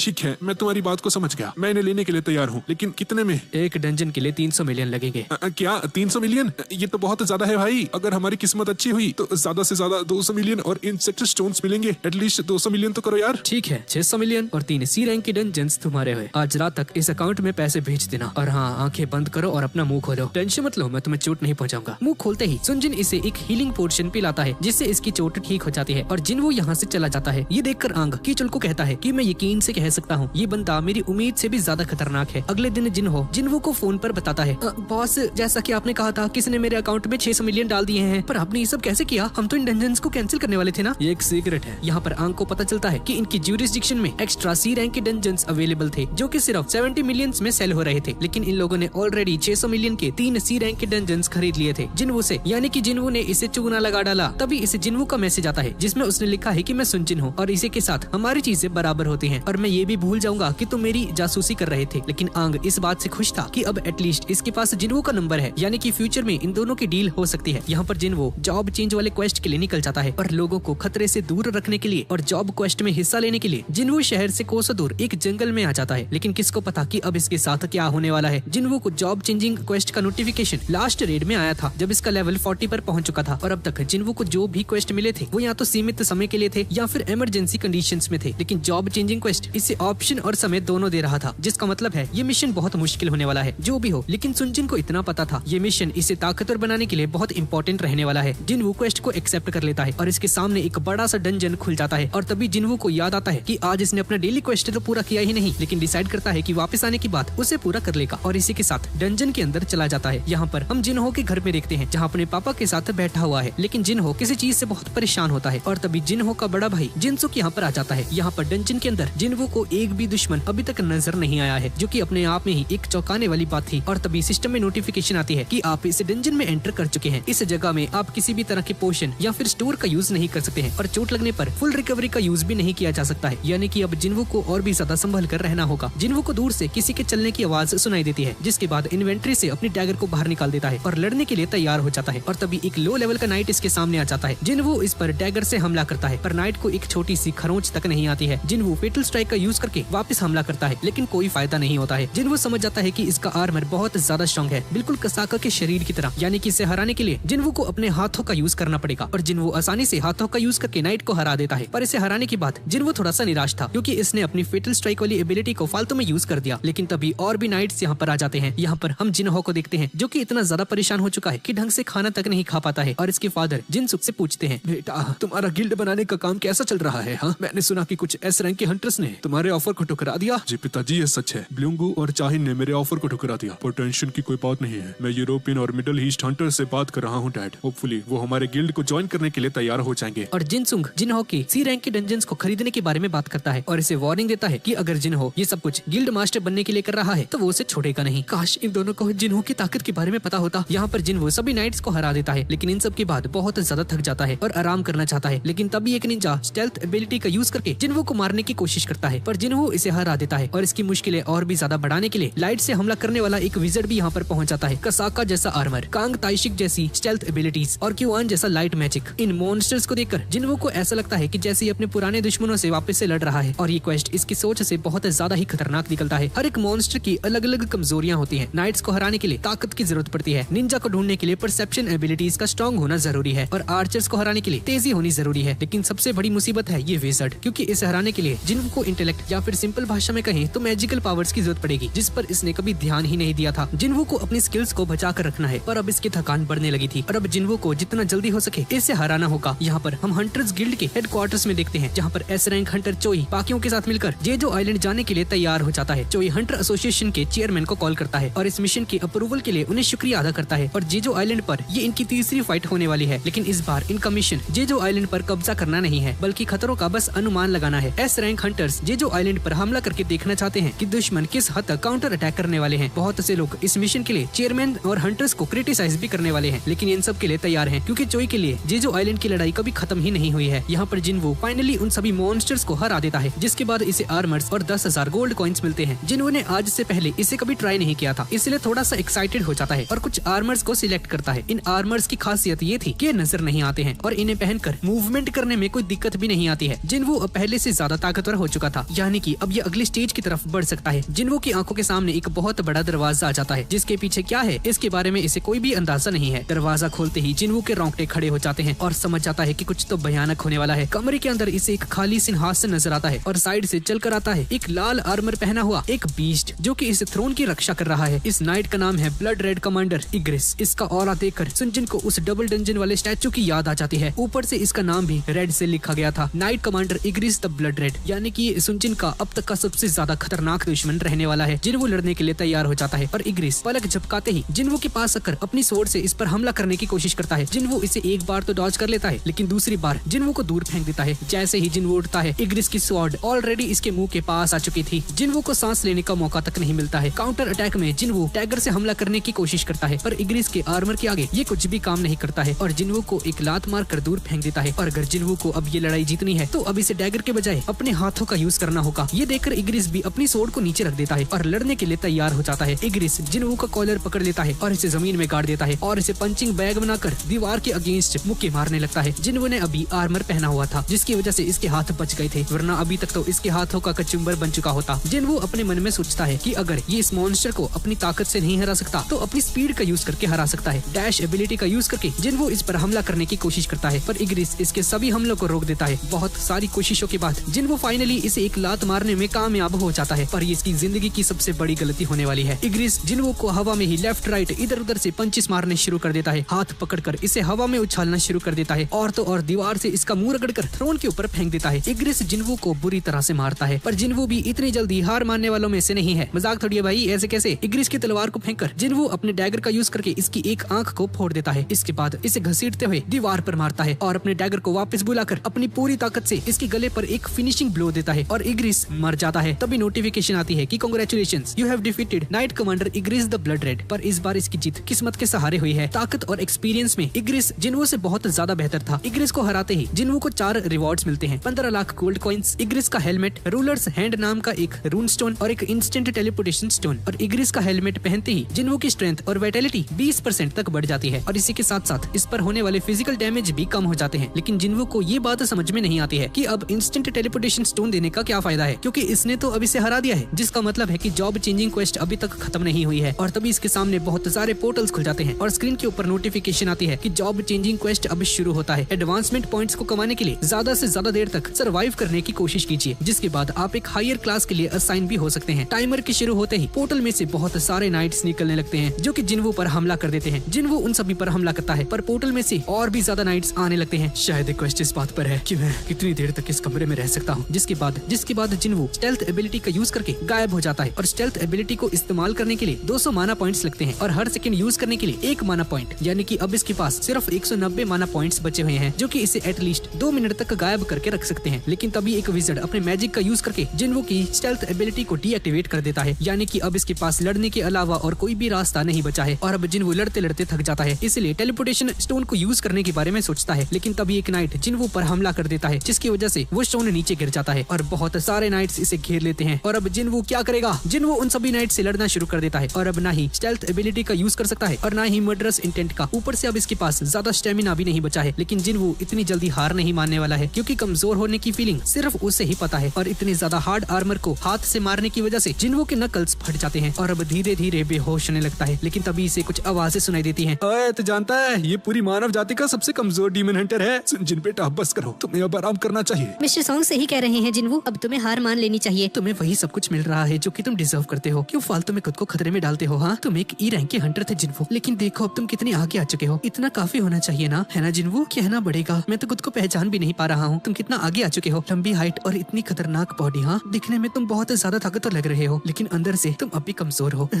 और अब लगता है कि मैं वापस से मरने वाला हूँ। हाँ सुंग जिन्वू, एक ई रैंक का हंटर, यही तुम्हारी सच्चाई है, जो कि अपनी औकात भूल गया। और तभी एक नाइट जिन्वू के मुंह को पकड़कर नीचे जमीन में गाड़ देता है और जिन्वू का बहुत सारा खून बह जाता है। यही होता है जिन्वू, जब तुम्हारे अंदर ओवर कॉन्फिडेंस आ जाता है, जब तुम्हें लगने लगता है कि तुम रेडी हो चुके हो, अपनी मौत का कारण तुम खुद बनने वाले हो। जिन्वू को भी अब अपनी मौत का एहसास होने लगता है, बिल्कुल वैसे ही जैसा इसके साथ डबल डंजन में हुआ था। लेकिन तभी जिन्वू को डेली क्वेस्ट पूरा ना करने का नोटिफिकेशन आता है, यानी कि अभी उस सेंटीपीड से लड़ने के लिए पेनाल्टी जोन में जाने वाला है। शायद किस्मत आज जिन्वू के साथ है। जिन्वू ने ऐसा नहीं सोचा होगा कि डेली क्वेस्ट कंप्लीट ना करने पर उसकी जान बच जाएगी। जिन्वू स्टोर में जाकर अपनी थकान को मिटाने के लिए कुछ पोर्शंस को पी लेता है, लेकिन जब हीलिंग पोर्शन को पीता है अपनी चोट को ठीक करने के लिए, तो सिस्टम की एक नोटिफिकेशन आती है कि प्लेयर का हिट पॉइंट बहुत ज्यादा कम है, इसलिए हीलिंग पोर्शन अभी काम नहीं कर सकता है। यानी कि जिन्वू के पास अब सिर्फ दो ही रास्ते बचे हुए हैं, या तो नेचुरली हील होने का इंतजार करना, या फिर लेवल बढ़ाकर अपनी हेल्थ को वापस से रिस्टोर करना। और तभी इसके सामने बहुत सारे जाइंट डेजर्ट सेंटीपीड्स आ जाते हैं, यानी कि अब समय आ चुका है लेवल अप करने का। अगर जिन्वू इसे सर्वाइव कर गया तो वापस से अपनी जॉब चेंजिंग क्वेस्ट में लौट सकता है। और अब ताकतवर बनने के लिए जिन्वू किसी भी दर्द को सहन करने के लिए तैयार है और इन सभी जाइंट सेंटीपीड से भिड़ जाता है और एक एक करके सभी को मारना शुरू कर देता है। यहाँ पर हंटर एसोसिएशन के चेयरमैन को देखते हैं, जो कि जिंचुल से जेजो आइलैंड की तीसरी रेड के बारे में डिस्कस करते हैं। दरअसल मैं भी उन सभी हंटर्स के साथ दूसरी रेड में जाना चाहता था, पर मेरा शरीर पहले से ज्यादा कमजोर हो चुका था, इसलिए मैं चाहकर भी नहीं जा पाया। उस रेड में बहुत सारे लोगों को अपनी जान गंवानी पड़ी थी और जो बच गए वो आज भी उस डर को भुला नहीं पाए। लेकिन उन्हें किसी भी हालत में इस डर से उभरना ही होगा, वरना सभी का अंत निश्चित है। यहाँ पर S rank hunters Jeju island की सिक्योरिटी पैरामीटर्स के अंदर घुसने ही वाले हैं और चाहिन के लिए ये इसकी जेजो आइलैंड की पहली रेड है, लेकिन फिर भी अपना बेस्ट देने वाली है, क्योंकि इसे पता है कि गिल्ड मास्टर चोई और सभी एस रैंक के हंटर्स इस रेड को बहुत इंपॉर्टेंट समझते हैं। और तभी अचानक से पायलट को पानी के ऊपर बहुत सारे माना सोर्सेज के सिग्नल आने शुरू हो जाते हैं। यहाँ पर हम जिन्वू को देखते हैं, जिसने फाइनली सभी सेंटीपीड्स को हरा दिया है और अपने लेवल को बढ़ा लिया है, लेकिन अभी भी इसके पास 10 मिनट बचे हैं, इसलिए अंदर जाने की तैयारी करना शुरू कर देता है। सबसे पहले जिन्वू शॉप में जाकर एक नाइट किलर सोर्ड को खरीद लेता है, जिसका यूज करके ये आर्मर्स वाले नाइट्स के ऊपर 25% से ज्यादा डैमेज इन्फ्लिक्ट कर सकता है। और इसके बाद उसी रूलर्स हैंड नाम के उसी स्टोन को तोड़कर एक नई स्किल को एक्वायर कर लेता है, जिससे कि जिन्वू किसी भी चीज को बिना छुए कंट्रोल कर सकता है, बिल्कुल वैसे ही जैसे इग्रिस ने अपनी तलवार के साथ किया था। जिन्वू उस मरे हुए सेंटीपीड को उठाने की कोशिश करता है, लेकिन उसकी एबिलिटी के लेवल के हिसाब से ये सेंटीपीड अभी बहुत ज्यादा बड़ा है। और अब 4 घंटे ओवर होने के बाद जिन्वू वापस से जॉब चेंजिंग क्वेस्ट में पहुंच जाता है और अपनी नाइट किलिंग सोर्ड का यूज करके जिन्वू चुटकियों में सभी नाइट्स को खत्म कर देता है। लेकिन इसे एहसास हो जाता है कि इन नाइट्स के नंबर कम हो ही नहीं रहे हैं, ये नाइट्स आते ही जा रहे हैं। और तभी इसे एक विजर्ड नजर आता है, जो कि मैजिक का यूज करके नए नए पोर्टल्स को खोल रहा है, जिसमें से नाइट्स आते जा रहे हैं। जिन्वू कूद पर अपने ब्लेड से इस पर हमला करता है और विजर्ड के मरते ही ये सारे नाइट्स अपने आप ही मर जाते हैं। यानी कि अब अगर जिन्वू को इस क्वेस्ट को कंप्लीट करना है तो सबसे पहले सभी विजर्ड्स को हराना होगा और धीरे धीरे करके सभी विजर्ड्स को मारना शुरू कर देता है। अब सिर्फ 3 विजर्ड्स रह जाते हैं और बचे हुए वो तीनों विजर्ड्स मिलकर एक बहुत बड़े जायंट गोलम को तैयार कर देते हैं, जो कि जिन्वू पर हमला कर देता है। पर इससे जिन्वू का काम और भी ज्यादा आसान हो जाता है, क्योंकि अब इसके सामने और भी कम दुश्मन बचे हैं। डैश एबिलिटी का यूज करके जिन्वू तीनों विजर्ड्स को एक साथ मार देता है, लेकिन उन विजर्ड्स के मरने के बावजूद भी ये गोलम गायब नहीं होता है, जिसके बाद जिन्वू अपनी पूरी जान लगाकर उसे भी हरा देता है। और अब 4 घंटे और 30 मिनट सर्वाइव करने के बाद जिन्वू की job changing quest finally complete हो जाती है। सिस्टम जिन्वू की परफॉर्मेंस को एनालाइज करता है, जिसके बाद नोटिफिकेशन आती है कि अब प्लेयर जहाँ पर भी जाएगा एंजल ऑफ डेथ उसका पीछा करेगी, चाहे प्लेयर अब कोई भी रास्ता चूज करे, उसके पीछे खून और लाश का भंडार होगा। इसके अलावा प्लेयर को ताकत की भूख है और बिना किसी और की हेल्प लिए अपना एक वजूद बनाया है, और प्लेयर की ताकत की इसी भूख की वजह से अब वैली ऑफ डेथ के गोश्ट्स को यहाँ पर बुलाती है। शैडो आर्मी के बुलाए हुए गोश्ट सिर्फ और सिर्फ प्लेयर की बात मानेंगे और आपकी जॉब है नेक्रोमेंसर। ये देखकर जिन्वू के होश उड़ जाते हैं, क्योंकि नेक्रोमेंसर्स एक मैजिक टाइप के हंटर्स होते हैं, जो कि मुर्दों को समन करके उन्हें अपना गुलाम बनाते हैं। और जिन्वू तो एक असैसिन टाइप का हंटर है, जो कि क्लोज रेंज कॉम्बैट में अच्छा है। इसमें इंटेलेक्ट या फिर मैजिकल पावर्स पर कभी ध्यान ही नहीं दिया था। अगर इसने नेक्रोमेंसर को चूज कर लिया तो इसके सारे स्टैट्स रीसेट हो जाएंगे, इसलिए इस ऑफर को ठुकरा देता है। जिसके बाद नोटिफिकेशन आती है कि नेक्रोमेंसर एक हिडन क्लास है, क्या आप अब भी इस ऑफर को मना करना चाहते हैं? ये देखकर जिन्वू और भी ज्यादा कंफ्यूज हो जाता है और नेक्रोमेंसर के एडवांटेज और डिसएडवांटेज को समझने के लिए एक एग्जांपल चाहिए था। और तभी इन्हें इन विजर्ड्स का ख्याल आता है। विजर्ड्स भी अपने समनिंग मैजिक का यूज करके इन सभी नाइट्स को यहाँ पर समन कर रहे थे, जो कि देखा जाए तो एक नेक्रोमेंसर की जैसा ही है। ऊपर से सुनजिन इन विजर्ड्स से बहुत ज्यादा ताकतवर है, और अगर उसके स्टैट्स की तरह इन क्लासेस का भी लेवल बढ़ता रहता है तो टाइम के साथ वापस से अपनी स्किल्स को बढ़ा सकता है, जिससे कि इसकी शैडो आर्मी भी और ज्यादा ताकतवर होती रहेगी। और इसी के साथ जिन्वू नेक्रोमेंसर बनने की जॉब को एक्सेप्ट कर लेता है, लेकिन सिस्टम एडवांसमेंट पॉइंट्स के हिसाब से जिन्वू को एक हायर क्लास दे देती है और बोनस पॉइंट हासिल करने की वजह से जिन्वू नेक्रोमेंसर से अपग्रेड होकर एक शैडो मोनार्च बन जाता है। जिन्वू को नाइट्स के अंदर से कुछ आवाजें आने लगती हैं, मानो कि जैसे ये लोग दर्द में हो। तभी नोटिफिकेशन आती है कि शैडो एक्सट्रैक्शन को यूज करने के लिए आपको एक कमांड वर्ड देना होगा, राइज। और देखते ही देखते जिन्वू के सामने शैडो नाइट्स की एक फौज खड़ी हो जाती है। शैडो एक्सट्रैक्शन की वजह से जिन्वू मरे हुए लोगों की माना को बुलाकर उसे अपनी शैडो आर्मी में कन्वर्ट कर सकता है और शैडो स्टोरेज से जिन्वू उन सभी को जब चाहे तब बुला सकता है। लेकिन इसे अब एक चीज का ध्यान रखना होगा, टारगेट की स्ट्रेंथ के अकॉर्डिंग शैडो एक्सट्रैक्शन फेल भी हो सकता है। इसके बाद जिन्वू इग्निस के पास जाता है और देखता है कि इसके ऊपर शैडो एक्सट्रैक्शन पॉसिबल लिखा रहा है, लेकिन इसके लिए इसे अपने 30 शैडो नाइट्स में से 11 को छोड़ना होगा। और ऐसा करने के बाद जिन्वू इग्निस से कहता है, ब्लड रेड कमांडर इग्निस, मैं तुम्हें अपने पास बुलाता हूँ, राइज। लेकिन शैडो एक्सट्रैक्शन फेल हो जाता है और अब जिन्वू के पास 3 में से सिर्फ 2 चांसेस बचे हुए हैं, blood red commander Ignis, rise. पर शैडो एक्सट्रैक्शन फिर से फेल हो जाता है। अब इसके पास सिर्फ एक और मौका बचा हुआ है। क्या तुम अपने राजा के लौटने का इंतजार कर रहे हो? वो राजा जो कि पता नहीं जिंदा है या नहीं। ब्लड रेड कमांडर इग्निस, तुम एक वॉरियर हो, दुश्मनों को मारना ही तुम्हारी जिंदगी का इकलौता मकसद होना चाहिए। क्या तुम हमेशा के लिए इस जगह पर सड़ना चाहते हो क्या? खाली सिंहासन की रक्षा करने की बजाय अपने सामने जिंदा खड़े इस इंसान की रक्षा करो। ब्लड रेड कमांडर इग्निस, मैं तुम्हें अपने पास बुलाता हूँ, राइज। और इस बार फाइनली शैडो एक्सट्रैक्शन पूरा हो जाता है और जिन्वू इसे नाम देता है इग्निस, लेवल 7 का एक शैडो नाइट। बाकी नाइट्स के साथ मिलकर इग्निस अपने नए राजा जिन्वू के सामने झुकता है और इसी के साथ सोलो लेवलिंग का सीजन 1 यहीं पर खत्म हो जाता है। तो गाइज यही थी आज की वीडियो। तो गाइज सोलो लेवलिंग का सीजन 1 आपको कैसा लगा नीचे कमेंट्स में मुझे जरूर बताना और इसके सीजन 2 की वीडियो भी बहुत ही जल्द आने वाली है। और अगर आपको ये वीडियो अच्छी लगी तो प्लीज इसे लाइक कर देना और कमेंट भी जरूर कर देना। और अगर चैनल को अभी तक सब्सक्राइब नहीं किया है तो प्लीज कर देना। तो ठीक है गाइज, और मिलते हैं अगली वीडियो में।